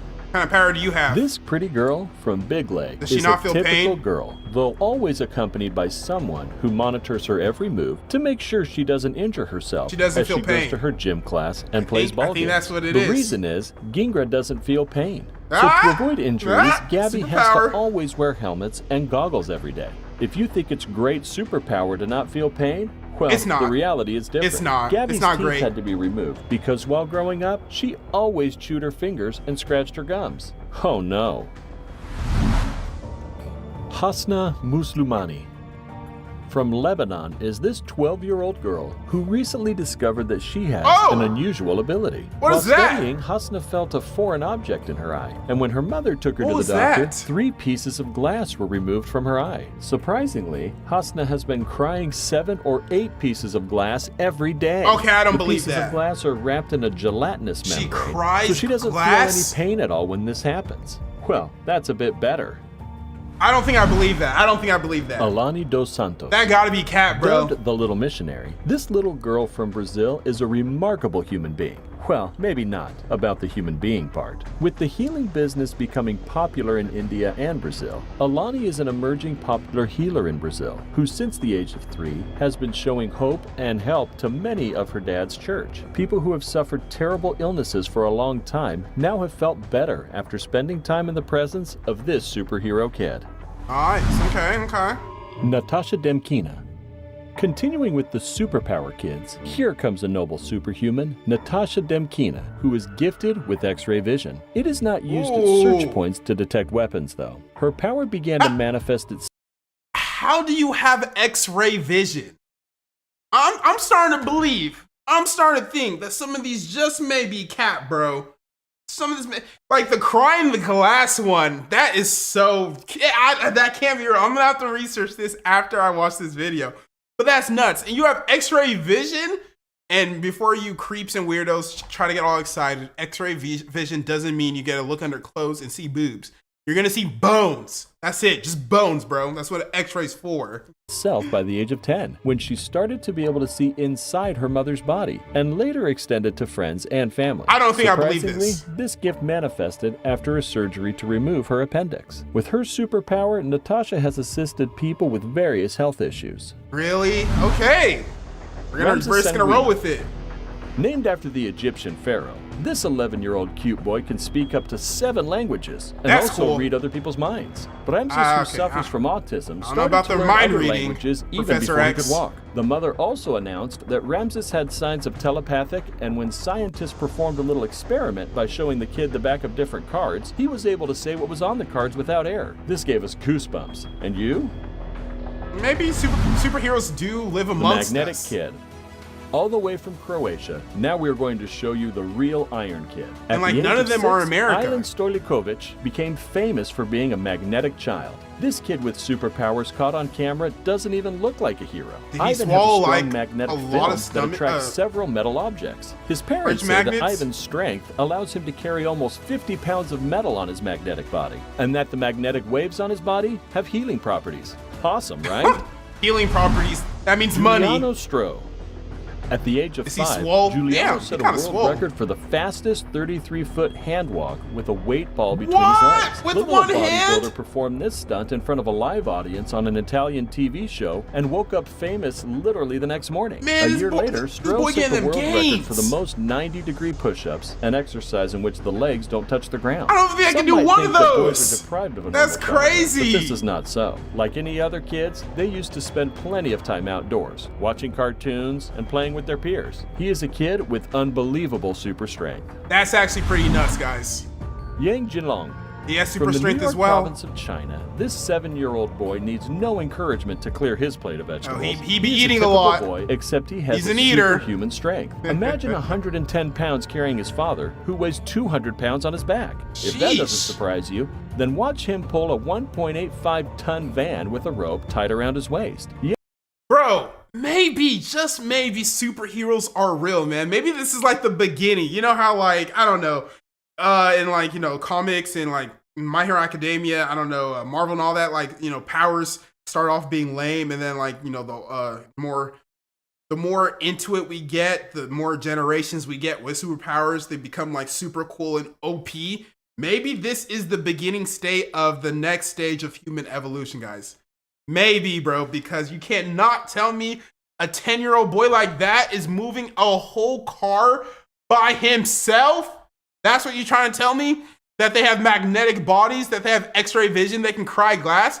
Maybe Pull a 1.85 it may be happening, guys. With a rope tied around his waist. Superpowers are real. Speed are no child's play, and we can call him a miniature man. His full cheeks and cute smile make him a web celebrity in China as people flock to see what he will pick up next. Jeez, and he already going a little bald on top of his head. Tanishq Abraham. You will definitely want to meet Tanishq Abraham, an 11-year-old Indian-American child prodigy who is going places. This doctor in waiting does not only have 3 university degrees, but also made a significant discovery for all humankind. While his peers are only finishing junior school, Tanishq is already done with high school and college at age 11. Tanishq spoke at a TED conference explaining the exoplanets and supernovas he has already discovered, and climate change. He is also the youngest poster presenter and the speaker at a NASA conference in NASA Ames. I'm actually pretty jealous, bro. That's actually dope as hell. Maya Being Gamada. smart as hell. 9-year-old Maya Gamada must just read, and she has a remarkable ability to read while blindfolded. Maybe she has a third eye, who knows? Photographic This girl memory? can recognize colors, alphabets, people's gestures, and even do body scans. Medical experts around the world were amazed by this little girl's ability, and we are still not sure whether it is as a result of superpower mediation. Who knows? Maybe you could do it also. It's just you haven't tried. Maybe I need to go down to New Delhi. Boris Kiprianovich. You notice how like Among almost the none of them are children with American? real superpowers is Boris Kiprianovich, Yes, a telekinesis. peculiar alien boy who is not from Earth. This boy puzzled experts and thousands of people like you by claiming that before he was born, he was a Martian. The boy's knowledge of planet Mars is amazing, and Maybe he he seems was to a understand Martian. a lot about galaxies. Boris claims he We don't know acquired his anything knowledge these- from his these past days, life man. on Mars, and that he has good memories of it. If that's what superpower is, then He's a that's too much Martian. information for such a young boy. No Charlie Sheen, man. Adam Kirby. Hey, a black guy. If you thought that only adults are smarter in winning IQ tests, look at this 2-year-old who is the youngest member of the High IQ Society Mensa UK. While most of his peers are struggling to bubble and walk, at age 2, Adam scored 141 points in an IQ test, 10 points higher than the most powerful world leaders, Barack Obama and David Cameron. What? Surprisingly, he wasn't even able to speak in full sentences. Am I yet. dumber than a toddler 2-year-old? with such superpower? Unbelievable. Ben Underwood. Ben Underwood I forgot what is he's one of able the to do. kids with superpowers. I've seen his face, though. When he suffered retinal cancer at the age of 3, Ben became blind. What is incredible is that he is able to see without his eyes. Ben uses echolocation by clicking his tongue, which enables him to walk without a walking stick and even play sports. This incredible young man has also taught other blind people echolocation So he just be walking around to clicking improve his their tongue? quality of life. Okay, if it works, right? Anna Baelish. Among the people with real superpowers, Anna Baelish is incredibly amazing. By the age of 10, this Russian girl was already displaying her unique strength by doing 1,500 push-ups in less than an hour. In front how of much an can y'all audience, do earning her a place in in the an Guinness hour? Book of World Records. Oh, she now has this- since amazed she people with her hella elasticity flexible, and balance, too? and one of her amazing stands is firing a bow and arrow with her feet. This is more than superpower. Nah, man, that's OP. Okay, Elastigirl. If you thought a superpower was only about strength, please sit back and listen to Sung, a 5-year-old boy from China who has amazing abilities when it comes to music. When he mastered the piano, and when his parents posted his video online, it was so good that people thought it was a fake. But he proved the naysayers wrong when he performed Flight of the Bumblebee on a show without a single mistake. Without a single mistake, I would have been Aurelian like, wouldn't it be nice to have that super memory where you remember many things that happened to us when growing up? I would love As a we super grow older, memory. we tend to forget a lot My as a memory result is of memory trash. loss. But Aurelian, who suffered a rare condition called hyperthymesia, lost his ability to forget at age 11. Now an adult, Heyman can incredibly describe That could be any kind of a moment curse, in his though. life, from what he ate, temperature, and the music on radio. That is actually crazy, but like I can see it kind of being a curse, like not being able to forget. What if something traumatic happens to you? Because a lot of the times the only way to like really solve a traumatic experience, like to really move past it, is with time. Because with time you tend to like focus on it less, kind of forget it, and you're able to move on. Now having the ability to never forget something is like it's always going to be fresh on your mind in a way. No, like is that not low key kind of a curse? I'll still take it though. I do need better memory. I would love to be able to remember everything that's happened to me. That would be He's dope. one of the children with real superpowers. Deepak Jangra. Deepak Jangra is an 11-year-old boy from India human dubbed battery? Electro. This boy has baffled scientists by What? letting 11,000 volts of electricity pass through his body. What? An amount of electricity accessible through a high voltage transition line. If you see him touch a live wire with his tongue, you might think he's wishing for death. Deepak discovered this skill when repairing his mother's heater. Oh my, we shouldn't try this. How at do you home, even because discover a only skill Deepak like that, can put a man? live wire on It his has to tongue be an without accident. breaking a sweat.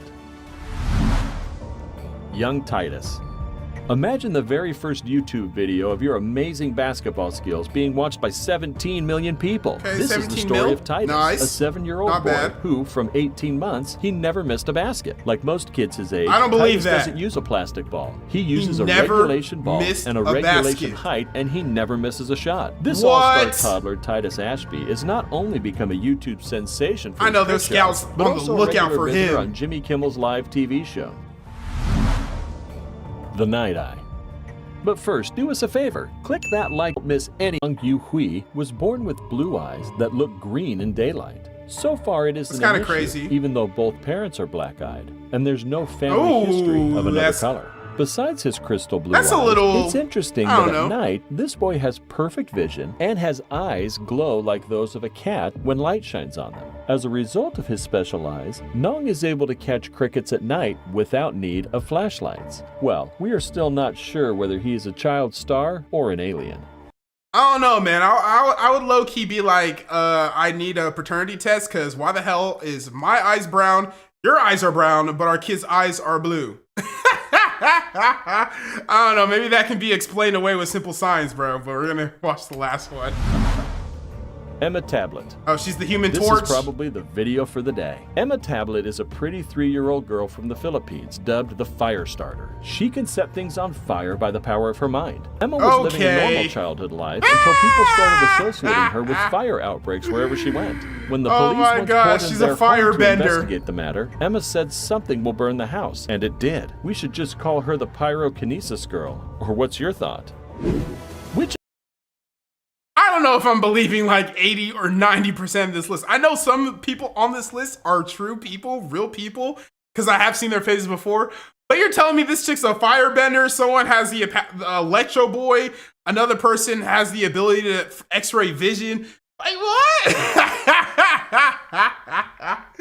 Oh my gosh, if I was a more gullible person, I would probably believed it. But no, your boy got a big brain on him. He got a fat old brain, a thick old brain. Big fat juicy brain. A big juicy brain. A big old juicy brain. Big juicy brain. Big juicy brain. Big juicy brain. Is static. Those racism approached in cartoons. Alright, we're gonna be checking out the next video, Racism Approached in Cartoons. What do these cartoons be talking about? They be getting offensive? Let's go ahead and find out. Hope you guys enjoy the video, and let's get started with the list. Let's get it. Static Shock, Season 1, Episode 8, Sons of the Fathers. Static Shock aired on Kids WB in late 2000. It ran for 4 seasons, and the show was about Virgil Hawkins, a 14-year-old boy who contracted superpowers after exposure to a mutagen gas, those being electromagnetic powers which he would use for the sake of good under his alias Static. The show follows the adventure he and his best friend Richie Foley get into, which involved helping Dakota City for the greater good. It's your typical children's superhero show, to say the least. However, one thing the show was praised for was its approach to social issues. In Season 1, Episode 8, Sons of the Fathers, we get a look as to how the directors wanted to communicate that racism is not only a systemic, old-fashioned problem, but also that it's just wrong. The episode starts off with a group of villains known as the Metabreed invading the local mall and robbing innocent civilians. Then Static comes through to save the day, yada yada yada. You know, it's always funny when heroes wear an eye mask and still aren't recognized. Like, bro, do you even know your son's face or voice? It's like Clark Kent in the glasses, a little argument ensues between Richie and Virgil's sister, Sharon. She complains that he's there every day, so much so that he should be paying rent. Virgil defends him and says Richie is welcome to their home any day of the week. Shortly after this, time passes and Virgil says, you know what? My sister's right. We never hang out at your place. And Richie panics, looking for excuses, but doesn't have any. So they agree that on Friday, Virgil can spend the night. We also have a Metabreed subplot going on in the episode, which I'm not going to get too into. Friday night comes along, and Virgil and Richie are hanging out in his room, and it seems Richie planned to specifically invite Virgil when his dad wasn't home, and instead working a night shift. It seems the mom was also in on it too. But then, the living room door opens, and it's revealed Mr. Foley is home early. Virgil says hi, and Mr. Foley ignores him. Then they have an awkward, quiet dinner.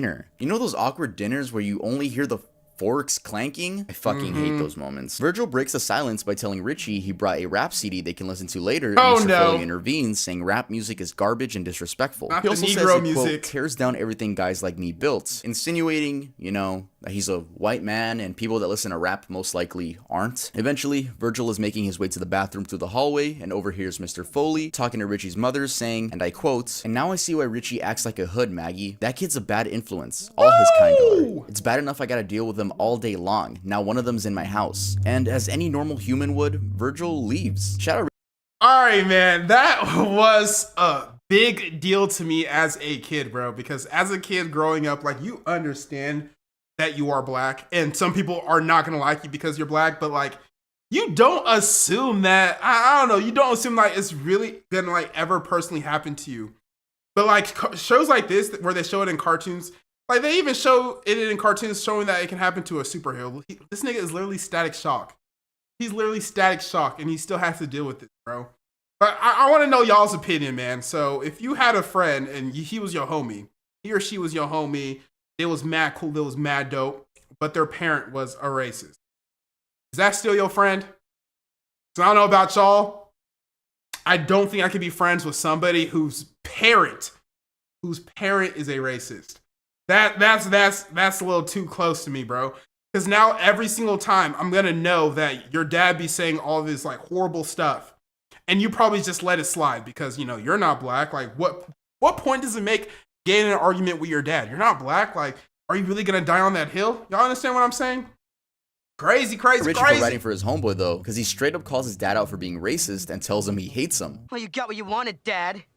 My best friend's gone because of you and your stupid racism. I hate you! The day after, Virgil gets a phone call from Maggie, Richie's mom, explaining that Richie is missing. She also apologizes, and we can see that the only racist in the house is Mr. Foley. Then we get to see Richie get chased by an armadillo man and a wolf man. Okay, we also get to see Mr. Foley ask Virgil's father for help in a very obnoxious way. He says Richie never mentioned Virgil and his family were black. As annoyed as Mr. Hawkins is, he's still willing to help track down Richie. They have a discussion about what was said that previous night where Mr. Hawkins confronts Foley. He calls him an ignorant bigot that's blind to the world moving forward. He also says Richie doesn't like his own dad, and because of that, he'll never truly get to have a good relationship with his own son. Then he says, Richie ran away from you a long time ago, and who can blame him? Richie ran away from you a long time ago, Foley. And who can blame him? Let him know. Let him know. That dad was eating with that one. Long story short, a fight breaks out between the villains and the dads, trying to save Richie, though are incapable of doing so. Then Static comes in to save the day, and Mr. Foley is extremely grateful that his son was saved by, you know, a black superhero. The episode ends with Mr. Foley, Virgil, and Richie all heading to Comic-Con, and the father's attitude is noticeably different, treating Virgil as he would anyone else. I really like how the I don't know if I can believe it that quick. The dad being racist just as big a problem as supervillains, and they don't. You can't just become, you know, not racist that quick, bro. I don't know, bro. In my personal opinion, once a racist, always a racist. Like, nobody changes that quick, man. He's gonna go right back to saying these damn coon, the watermelon spitting seeds, spear chucking. He's gonna go right back to saying that after like all of this, I just got saved by a black superhero wears off. He's gonna go back to factory default. Straight up. Don't shove it in your face either. It was genuinely a good life lesson that was approached in a calmly and mature manner. I see why the show was heavily praised. Dwayne McDuffie, one of the two creators of the original Static Shock comics, focused heavily on giving minorities an important role in pieces of media. Oh, yeah. Fun fact, since we're talking about Static Shock, they actually had a gun PSA and a dyslexia PSA. In the dyslexia one, they tell kids to not be afraid to tell an adult if they're having trouble reading, and they're no less than anyone else. And the gun PSA is a bit more morbid, showing a little girl placing a rose on a tombstone. Damn, they be getting real like that? Okay, Static. Oh, shit. Hey, you two.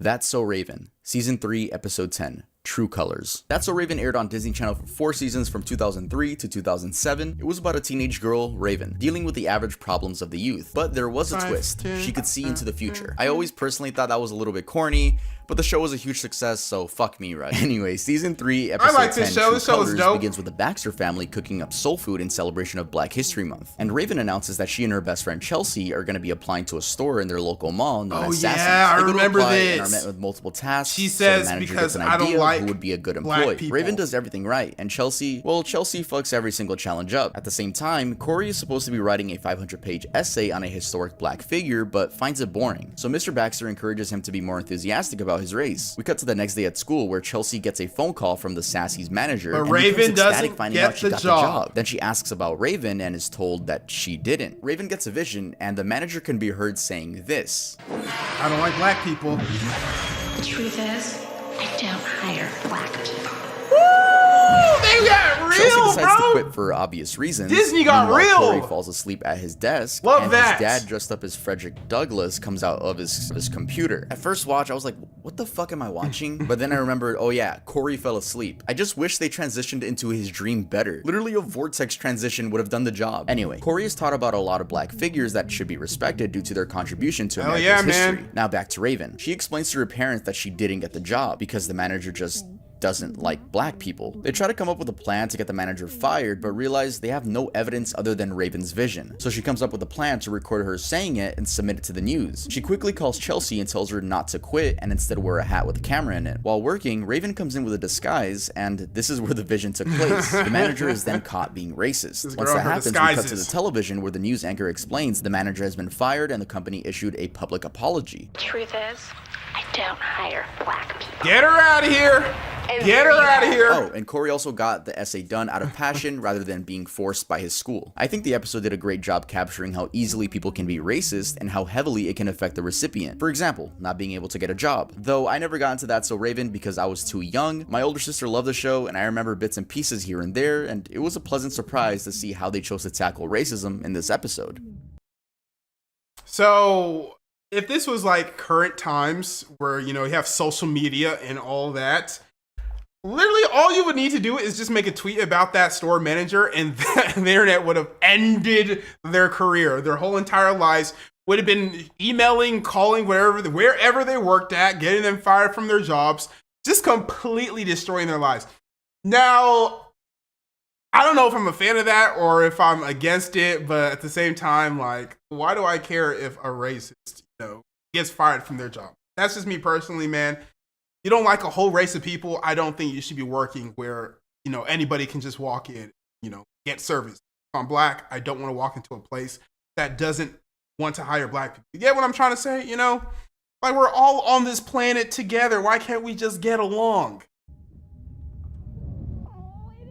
That's So Raven. It's Sesame Street, Season 25, Sesame Episode 5, Street? Racism on Sesame Street. I don't really think Sesame Street needs an introduction, so I'm not going to do one. But we're going to be talking about Season 25, Episode 5, Racism on Sesame Street, which aired on November 26th, 1993. The whole episode is actually available on YouTube, but it's split into 2 parts. And this is way back then. The episode starts off with Gina and Savian walking around Sesame Street and having some innocent fun. Then they walk into a shop, which I'm going to assume Gina has some ownership of, and they're startled to be receiving an anonymous phone call telling them that people of different skin colors can't be friends. They assume it's a random bystander that saw them outside, so they explain to Telly, the Muppet, that there are some stupid people in this world, and Telly is confused as to why this is a conversation to have in the first place. Yeah, he's Then a Telly Muppet. asks what they would do if that person calls again, and they mock the idea of it happening by making a fart sound.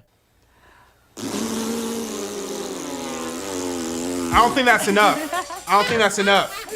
I need you to go off on that. Remember, guys, this is a toddler show. Yeah, Then the story moves on to a different plot revolving around Telly and his friend Baby Bear. Telly is telling Baby Bear about what happened, and again, they're both confused. And in kids show fashion, they sing a song about being best friends. It's pretty cute. The reason they're hanging out together is because they set up an information shop where they sell information about anything for 1 penny. Gina comes by and nothing really notable happens besides a monologue about a stereotype that girls should be more scared of things than boys. The episode ends with Gina and Savion looking at the Sesame Street apartments, wondering if the anonymous guy is watching them. So they decide to loudly sing the best friend song, hoping that the racist will see. You know, since this show is for smaller kids, I'd say they did a good job here. If it was for like teens, bust it through a would've been window and be fail, like, but "Stop they that!" made it so that the anonymous racist has no argument, which means we only get to see Telly's side of confusion and Gina and Savion's reasoning that it's just the product of bad people. We never During see the year racist. of 2020, Sesame Street continued to push the anti-racism agenda due to the problems going on at the time. The videos I watched were honestly pretty innocent and educational, which confused me on the amount of dislikes they got, though comments were disabled, so I couldn't check out any opinions. I decided to go to the source of the video, which was CNN's Twitter, which has 11 million views, and I was able to gather a glimpse of the negative comments.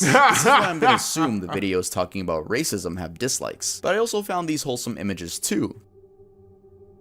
I remember them riots. The Fresh that are Prince going of on. Bel-Air, Season 1, Episode 6. Oh, my boy Will Mistaken Smith? Identity. The Fresh Prince of Bel-Air aired from do we respect 1990 Will to Smith again yet? 1996 on NBC and followed a street-smart teen played by Will Smith, whose name is Will Smith. I didn't grow up with this show, but I didn't know Will Smith played Will Smith in this show. Anyway, the show Did you follows say you Will Smith didn't? with this show, but I didn't know Will Smith played Will Smith in this show. Oh my gosh. The show follows Will Smith and the troubles he gets into in the neighborhood of Bel-Air, Los Angeles. In Season 1, Episode 6, Mistaken Identity, the episode begins with Uncle Phil and his wife Vivian going to a retreat in Palm Springs. They break the news to the kids that they're staying at home. So Will comes up with a plan to ask Uncle Phil's boss if he needs him to drive his car over there since they'll be flying in a helicopter. They used to have So some Will and outrageous Carlton attempt hairlines to drive the back in the Mercedes day. to Palm Oh Springs, my but are God. suddenly stopped by a cop. Carlton is hopeful as he says the policeman is their friend and should be able to give them some directions. Oh, since they're lost. Carlton. Will instructs Carlton Little to do you keep his know. hands on the wheel, but he doesn't listen and instead goes for a handshake. The police officer then tells him to keep his hands on the wheel.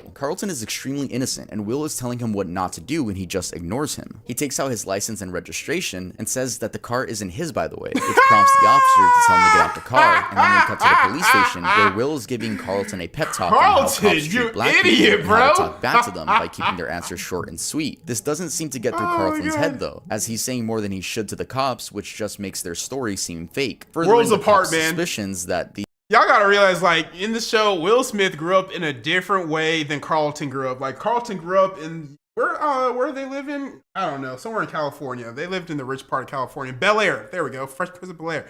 They lived in Bel-Air, man. Like, they had the house, they had like the golf parties, I don't even know. I never grew up in a rich, affluent neighborhood like that.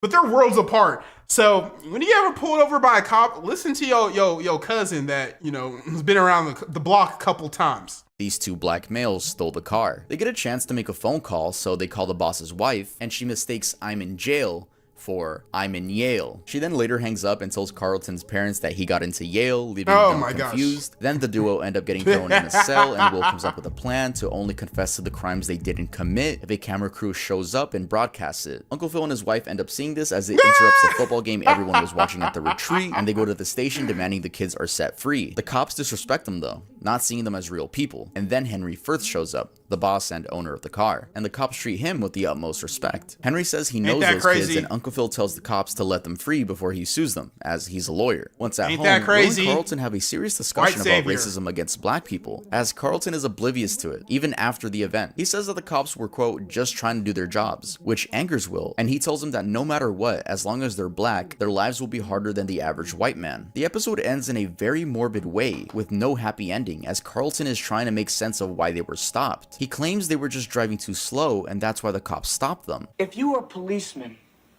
and you saw a car driving 2 miles an hour, wouldn't you stop it?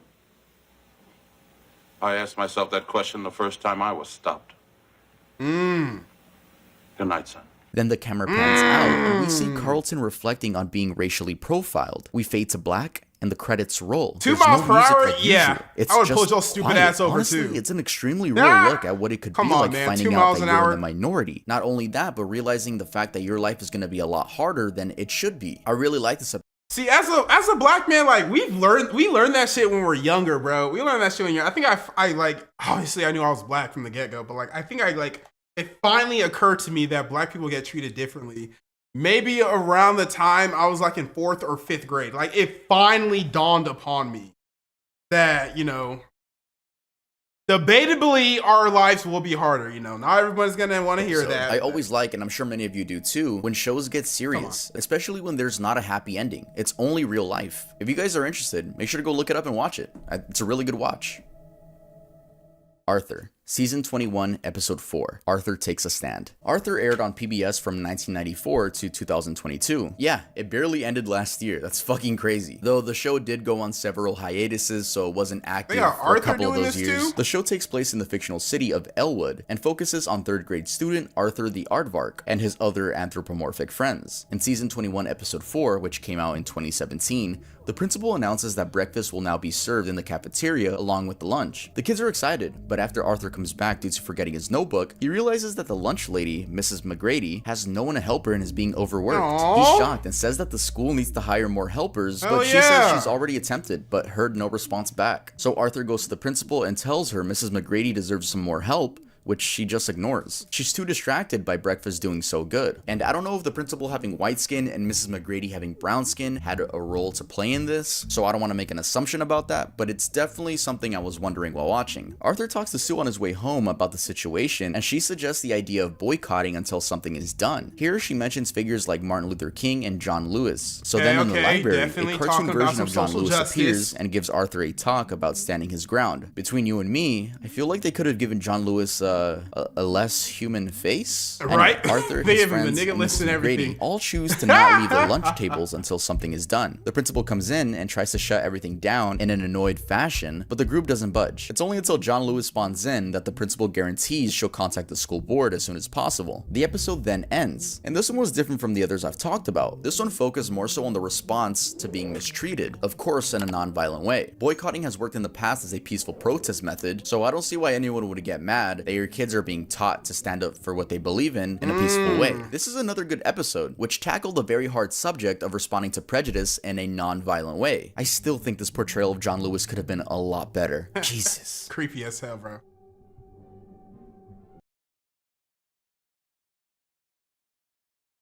All right, so that was racism approached in cartoons, man. And hope you guys enjoyed it. Hope you guys learned a little something today, man. And I do respect these cartoons for including something like that, man, because people don't like talking about it, people don't like hearing about it, but it exists.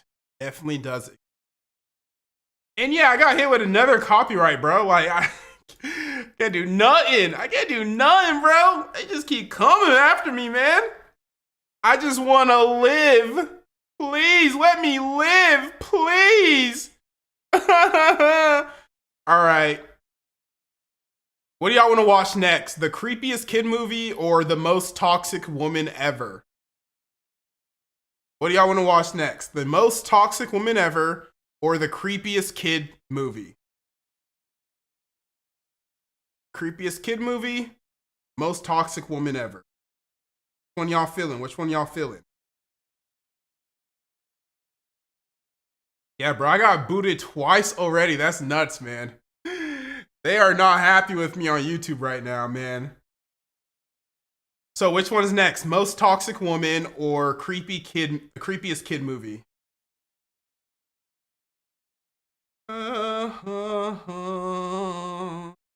Back and we're better. I want you bad as ever. Lord, please let me have her. I want to get better. Baby, it's whatever. Somebody gotta step up. Somebody's parts next up. Whoa, and my headphones died? The hell? Proof plan, but... Oh, man. They're not all the way dead. Just one of them died. Alright, creepiest kid movie.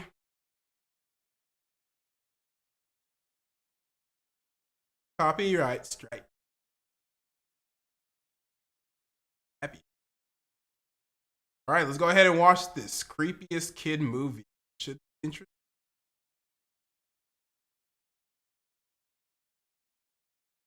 As a kid, my relationship with the horror movie genre was like my relationship with my father. Non-existent. I'll leave it at that. The point is, if I had to do with horror, I was afraid of it. I hated it. I hated watching it. I wanted nothing to do with it. But there was one movie that was different. One movie that I couldn't even finish because of how scared I used to get. Did y'all watch this movie? At the same time, I would always come back and watch. One movie that gave me that same creepy feeling that Coraline gave. And that movie Coraline was did scare me a bit. Monster House. When I tell y'all this movie used to have me sobbing, hiding, sobbing, I'm not lying. So this today, movie was a bit gentlemen, creepy, we'll I'm not gonna over lie. Monster House. And if Coraline's the scariest kids movie, this is the creepiest kids movie. So y'all know the drill. Grab your popcorn, get your stuffed animal, and try not to... I bet you thought I was gonna jump scare.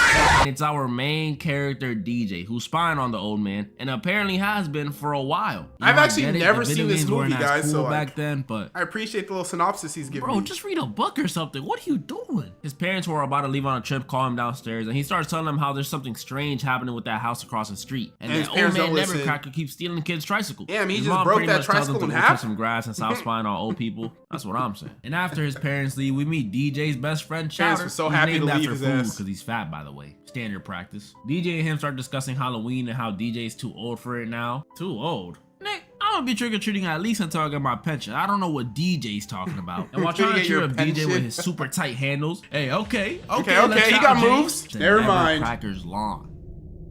You're not getting that ball back. I guess he got a new ball. Let's go. Don't Charlie. even Tyler bother, starts man. Begging DJ to go get his ball back for him, and after some convincing, DJ decides to go. But as he's running to get the ball, flipping out, he picks up DJ and just starts yelling, Want to be a dead person? Why can't you just stay away from her?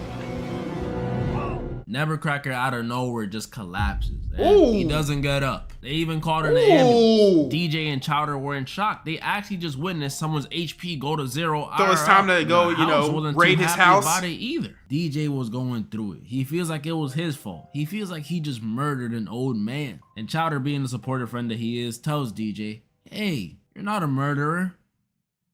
It's called manslaughter. Get it right. Chowder runs home. At the same time, DJ's babysitter, Elizabeth, aka Z, gets there. DJ tries to fill her in on what just happened, but she ignores him and tells him to go upstairs. And starts playing some heavy effing rock, man. Oh, at least that's what it seemed like at first. Because that very same night, DJ falls asleep randomly and because he knows that old man's not there. The man you just hit with the Mr. Mosby treatment, his empty house is calling you. Like, who is out here giving out my number? Ooh, that's This is pretty why creepy. You should never, ever prank call anywhere except Chinese spots. That junk is hilarious. As DJ is realizing what's going on, out of the shadows come a pair of hands that just grab him. But it's just some guy in Chowder's mask. Oh my, put the mask back on, bro. please. I know you do meth or This dude's something. name is Bones. He's Z's boyfriend. Come on, Z. Listen, That I'm look not like he one on to drugs, judge dog. appearance, but some people, you just gotta judge them. To any of my female viewers, if you see a guy like this, just run. Run and don't look back. You don't know with someone like this. He could have a drug problem, be a vampire, or work at Spencer's. It's too not much of a risk to Spencer's. take. Z tells DJ Not to not snitch or Spencer's. she'll snitch that he's up past his bedtime. But DJ tells Z he's only up because he's been receiving phone calls from Nevercracker's house, which may sound normal. On second thought, not really. Why would an old man be calling a 12-year-old at 11 p.m.? He's not even Z home. and Bones make it seem like they really He ain't even believe home him. right now. A phone call from beyond the grave. But they really don't. Jeez, bro. And since no one's believing him about the phone calls, DJ calls up Chowder. He asks him if his parents are home. Chowder says no. His dad's at the pharmacy and his mom's at the movie theater with her personal trainer. What the? Movies with your personal trainer? She's cheating on him. They agreed to meet up at this place they Hold call on. the Danger. Your mama at the movies with the personal trainer? Oh, yeah. He's definitely training something, all right. He's training her back shots. He's training how far she can put her legs behind her head. Sheesh, bro. Zone. And at the same time, we see downstairs after Bones tells Z a story about Nevercracker taking his kite when he was little and possibly eating his wife. And after, instead of going home, he decides to taunt Mr. Nevercracker now that he's dead. Throwing bottles, stepping on his lawn. He was so confident the house wasn't haunted that when he gets to the door, he starts taunting Nevercracker's death. Oh, Damn, no. Chowder, you cold. Oh, The you finna get second he swallowed rings up, that big doorbell boy. and hears that Stranger Things season 4 sound effect, he knew This house wasn't regular. He knew Chowder he starts fucked to run up. as the house's rug tongue tries to grab him. Yup. It fails to do It's too so late. and lets out a huge screech. I'm sorry. Back from house scream in the middle of the night in a suburban neighborhood? Cap. This is more than likely a white neighborhood, so the cops would have been called immediately. Definitely a white neighborhood. Come on now. Come on now. We all knew this. They're playing their hip hop again. They run inside and stay there until the sun comes up the next day, which is probably the best thing they could have done. And that's where we meet the biggest paper chaser, cheese getter, guala maker, Jenny, who's trying to sell candy to houses so they won't get TP'd on Halloween. I respect the hustle. Okay, respect. The boys meet her after watching all her about through her a bag. telescope. Come on, y'all. Believe them now, don't Their you? dog going on an afternoon run, nothing. The boys save her from getting eaten, and thankfully Z comes out at the perfect time and the house stops attacking. Z goes home, so zero chance of getting help from her, and the boys and Jenny regroup upstairs. But before they can come up with a plan to stop the house, DJ and Chowder, especially Chowder, were trying to put the moves on Jenny. Did Oh you my brush gosh. your teeth? They Back wasted up, no Peppy Le time. Pew. I The gotta boys start become the fighting Riz after Lord Jenny now. finds a 2-liter I hate full that of word. piss on their desk. Riz. Come on, y'all. Jenny comes back and tells the boys, although they're clearly mentally challenged, she's willing to stay and help them figure out what's going on. For real, stop this house, bro. Please. It just ate the dog, bro. The dog. So they do the first thing one would think to do. They burn the house down. Nah, just kidding. They don't believe it. DJ even it doesn't even move a current. It was locked in. The cops still don't believe them, of course. And they tell them if they see them get near old man Nevercracker's house again, they're getting put in the slammer. Their first See, like, bro, I wouldn't even want to get around the house again. Like, I don't know if I just lost that adventurous bug that used to be in me. You know, they are kids, so maybe that's why, you know, they're more adventurous. But if I see a house, a creepy house already, come to life, have like, you know, wood plank teeth, the rug is its tongue, it's eating people, it's sucking them into the sinkhole of a lawn that it has, I don't ever want to be near that house. But like I said, I'm a 28-year-old man. I start to think more reasonably now. If I was a kid, you know, more adventurous, I would probably want to explore. first option was now out the window. The Meet up with this guy experts. named Skull, but he really does help them. He tells them that from what he's understood from years of playing video games is that this house is most likely possessed by Nevercracker. And the only way to defeat it is to destroy its heart. I mean, that's easy. Just tell the house to date a 5'5" curly-headed Latina. After finding out the house's heart is actually its furnace, Jenny and the boys come up with a plan to defeat it. Using drugs from Chowder's dad's pharmacy and putting them in a dummy they made out of a vacuum, they plan on using it as a sort of Trojan horse, letting the house believe it's a kid, causing it to eat it, and once it does, the drugs will make the house go to sleep, allowing them to go in and take out the furnace. That's actually not a bad They gotta plan. work. I thought that too, but once their plan was in motion and the dummy was getting closer and closer to the house, they were interrupted by no other than the dang cops. Oh, They find the kids once brother. again near the house after they told them to stay the heck away earlier. And not only that, but they also found them in possession of stolen drugs. White, black, or purple, this is not a good look. They told them enough is enough and put them in the back of the cop car. And the kids were still trying to convince the cops that the house is a monster. Please, I mean, yeah, as a believe cop, us. like, why would And they listen to still y'all? didn't believe them. They're stupid until kids, you know. Oh, now they gonna believe y'all? they hear something coming from the house. Oh, They no. assume it's a raccoon or something. And Come they on, do what black cops man. do and go in. The house starts attacking the cops, grabbing the rookie with his trees and the other with his rug tongue. And then it eats them. Woo! Quick This scene work! scared me even more than the one of the house Jeez. eating bones. 'Cause if it can eat 2 sticked up cops, what was I gonna do? The house then goes full monster. I don't blame the guy. I don't want to take down this creepy monster house either, bro. We are so unprepared. Like, we are severely unprepared to take down a house. Hells nah, man. Like, I got a good long life ahead of me. I don't need to be the damn mystery gang trying to find out what is the mystery behind why this house is creepy. Yo, just set that bitch on fire, bro. It's made out of wood, right? Just set that bitch on fire. It's that easy, right? Just get a Molotov cocktail, throw it through the window, and the movie's over. This is crazy. This is actually a kid's movie? That's actually crazy. Wow. Time, but an ambulance. And a person, Nevercracker? old man Nevercracker, back from the dead. And that's when we figure it out. Nevercracker wasn't the one possessing the house. His deceased wife, Constance, Woo! was. He never His wife killed her. big! He loved her. We learned Okay, they he met loved back her, in the though. day when Nevercracker was still in the military. He was met into her at a BBWs. circus freak show, and she wasn't in the crowd. She was actually the freak being made fun of because she was fat. Okay, I get the fact that she was putting up TLC numbers, but come on, bro. That's messed up. But it didn't matter because Nevercracker was in love. So in He love likes that he that. eventually helped her escape the He freak says show plenty more to and bought grab. some land so they could build a house together. Oh it my was God. sweet. So sweet. But sadly, they did not get a happy ending. On one fateful Halloween afternoon, while they were building the house, some kids came by and started egging the place. Oh no. I'm talking about yolk everywhere. It was terrible. And Constance, after all those years of being made fun of and getting tomatoes thrown at her, she was not about to let this stuff continue, especially not at her house. So she starts raging out. And before things could get any worse, Nevercracker steps in and tells her to calm down. They're just kids. So does she go to heaven? Or Nevercracker gives the kids a big thank you for freeing him and his wife. And the movie ends with the kids and Nevercracker giving some of the toys back. The boy saying bye to what happened to people who got DJ eaten? realizes he's not too old for they Halloween. just dead? That's what I'm saying. But hold up. Some of y'all may be wondering, what happened to everyone that got eaten? Well, that's I what I didn't know this said until recently, which is probably why I thought this movie was even scarier. But they all made it out. The dog, the cops, nice. They survived. Okay. Yeah. As you guys can see though, this movie was traumatizing. Pretty creepy. Now I know. I'm scared of the suburbs to this day. Comment down below any more movies you want me to go over, or you could even DM me some on Instagram. All right, so that was the creepiest kid movie, Monster House. Go ahead and leave me a comment if you ever watched that. I've never watched it before, but now that I just got the summary for it, how did that end up being a kid's movie? Because that is pretty creepy, man. That is actually pretty creepy, but you know, time has gone. I'm no longer a kid anymore, so I think I can probably watch something like that. Jay Edis, thank you for that for the message. He said, "Are you still banned from Petco?" Probably not. They probably do not even remember me, man. I don't think they're enforcing that. Superman Gaming, thank you for that dono. ASDF movie collection, please. I'll be 25 on the 12th. Ooh, snap, bro.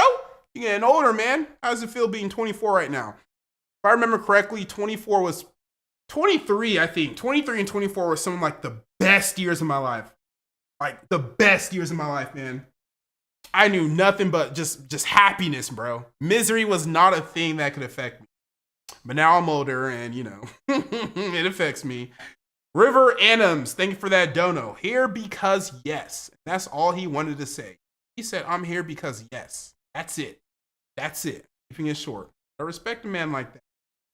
You don't need to fluff his words. You don't need to embellish anything. He just needs to say what he needs to say and gets like that. All right, we're going to be watching another SML movie. It's called Trick or Treat. Hope you guys had an amazing Halloween. Hope it was full of, like, you know, spooky festivities. Let's go ahead and see how their trick or treat is going to go. Get it. Jeffy, are you ready to go trick or treating?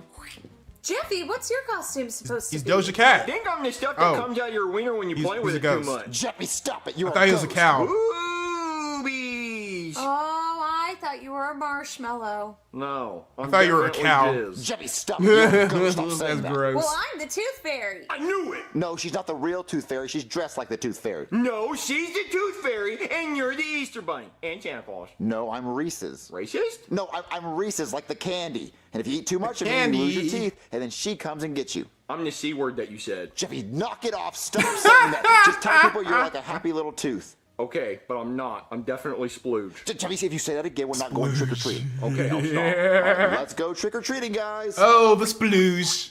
He's even making the sound effects. Trick or treating? Yeah! What is Ken supposed to What are you be? and Ken supposed to be? Well, obviously, I'm a pencil and Ken is paper, because I put my graphite all over him. Like I rub my tip on him. Okay. It looks like a dong. We thought that was cute. I'm a cow. Nice cow. Okay, so she's the cow. Thanks. Okay, I guess me and Ken will just go fuck ourselves. Joseph, what are you supposed to be? See, the costume said it happy Penguin. feet, so I was expecting 10 toes on that motherfucker, but nope. Guess what I am? A penguin. Well, you haven't seen the movie Happy Feet, Joseph? No. About it's penguins. feet. Well, it's about penguins. See, that's what I'm talking about. The false advertisement. Happy feet. I'm expecting Margot Robbie's feet to be on that bitch. Ah, you're into I feet. guess that would make a lot more sense. Okay. I don't know why they call the movie Happy Feet. Like Feet people are flippers. Right. very right, weird call to it me. happy Flippers. Yeah. So guys, How what can do you you think I'm supposed be to be? attracted to grippers like that? I am Donald Trump. How'd you know? From the hair and the ear. Yeah, build the wall. Yeah, that's his logo. Yeah, Kamala Harris is for they, them. It's his Trump slogan. is for the working class. Build the wall. Are you just repeating stuff you heard on the commercials? Apparently, yeah. I mean, he approved that message, so that's true. Yeah, he did say I approve this message. Wait a minute, Penelope, you didn't tell me you were dressing up as Cody's mom for Halloween. Yep, there it is. I was thought waiting you for that forgot joke, a actually. You would think I would forget your mom's a big, fat, ugly cow. Ooh, roast ass. And that's something Donald Trump would say. Yeah, he very well might do. He doesn't like women,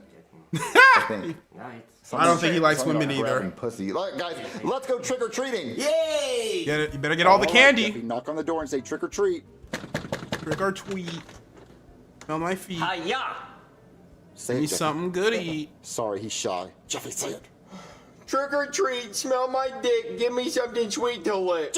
Wow, That's not how it goes, but He hey. meant trick or treat. Are you supposed to be the crummy That kid? bad. No, I'm actually Tom Brady's ex-wife's jiu-jitsu instructor that got her pregnant. My gosh. I'm Tom Brady's ex-wife. I left him after he won 7 Super Bowls, and I hooked up with my jujitsu instructor. man.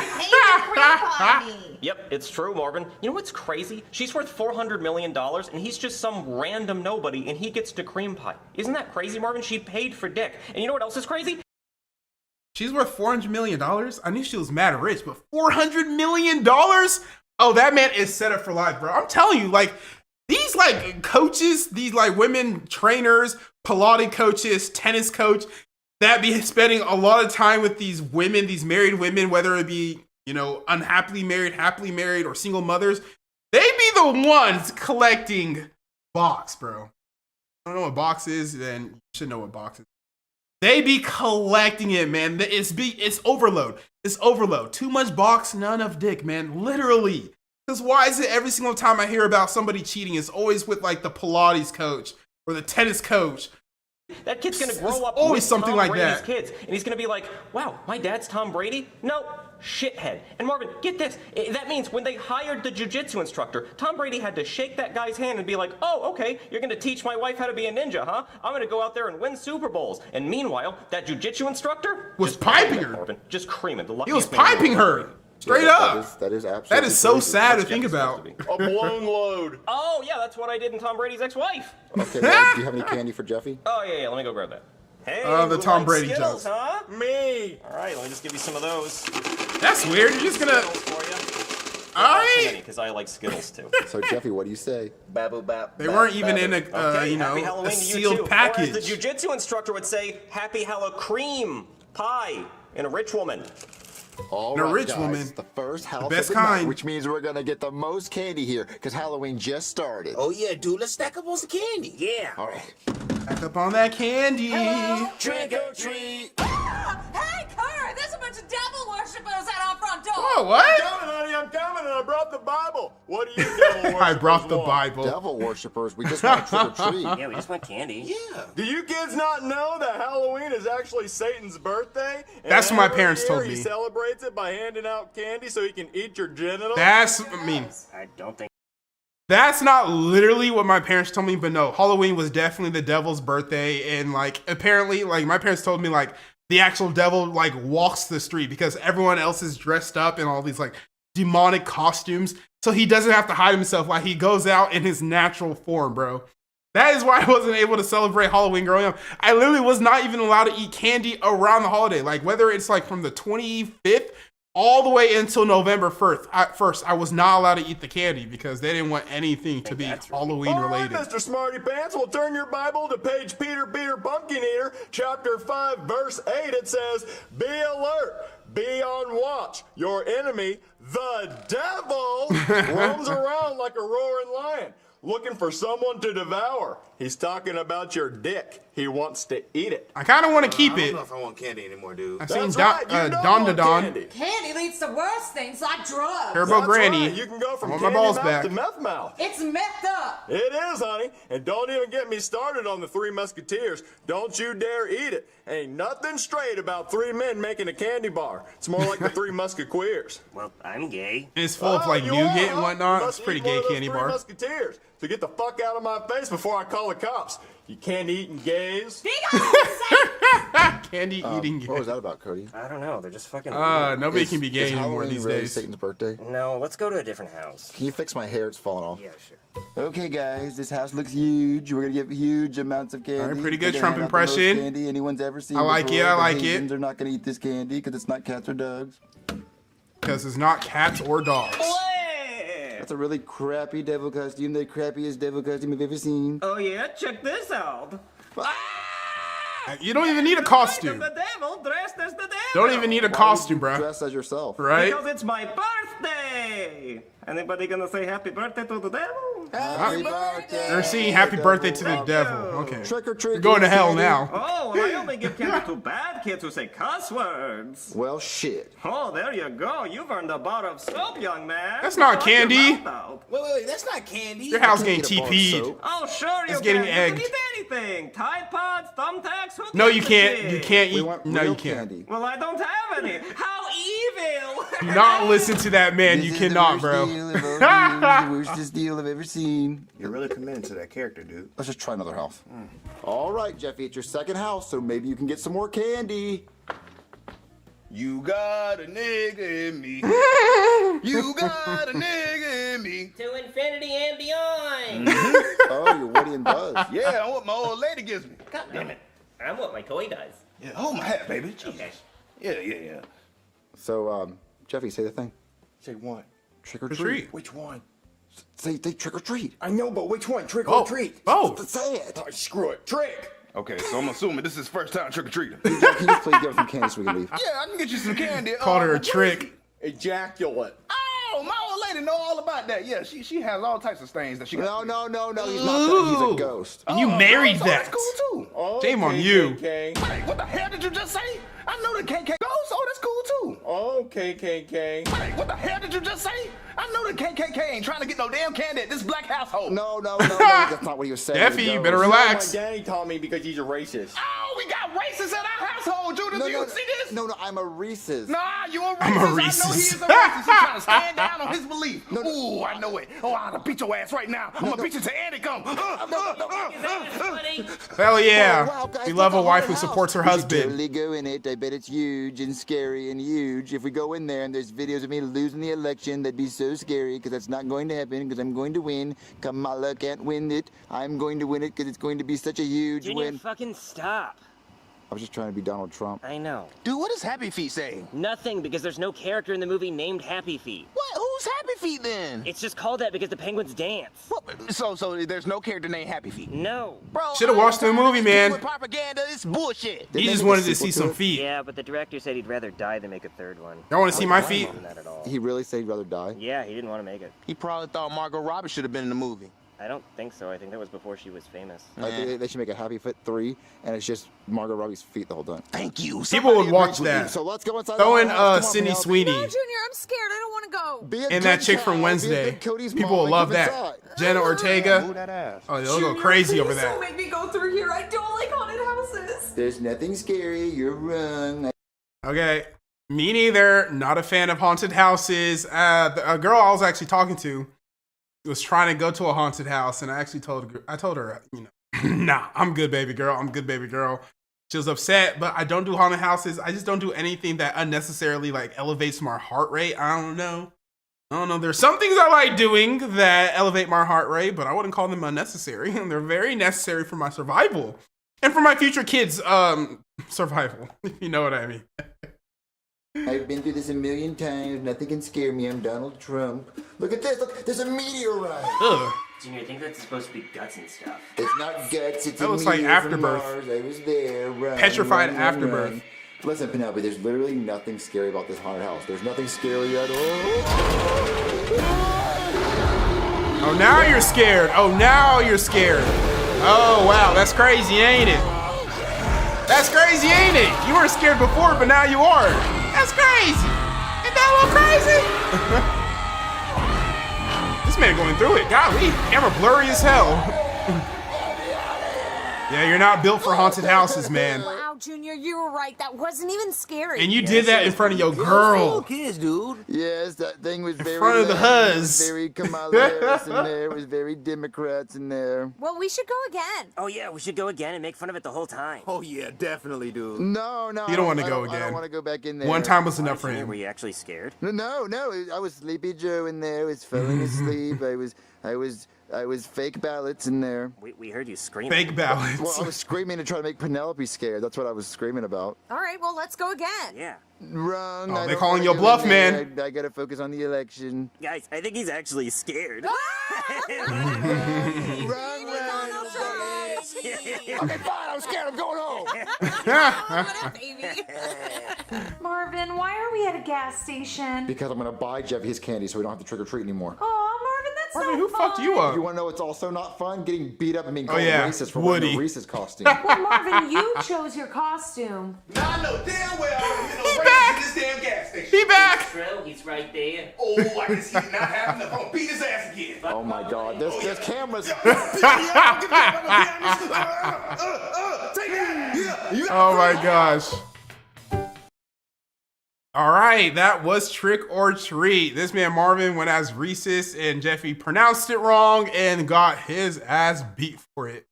Oh man, and then the haunted house. Yeah, don't do haunted houses. They're not my thing. If you personally like them, that's all great and fun. Low key, I would be a little like Junior.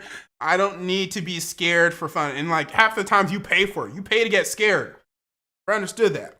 But yo, that's gonna be it for this live stream. It would have been longer, but like yo, I've been blocked on it like 2 times. I kind of I'm done with this. But don't worry, I'm gonna be streaming again hopefully Wednesday.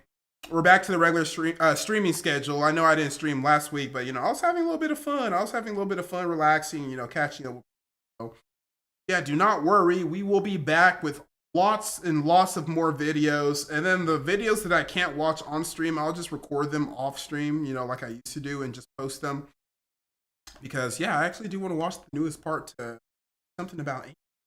And then there's a new Hell of a Boss. So yeah, there's a lot of things I'm just gonna, you know, just watch and, you know, upload. I don't have to always make a stream out of it. But yeah, that was it for this stream. Hope you guys enjoyed it. Drop a like on this stream. You know, share this with your friends. Leave a comment. All that great stuff. Your boy is back. Not going anywhere. I'm gonna be a YouTuber until I'm like 80 years old. You know, that was it for this stream. Until next time, it's been your boy Prince of Hawkham. Stay charmed, my friends. Ugh, what was that? I don't think I'm ever gonna do that again.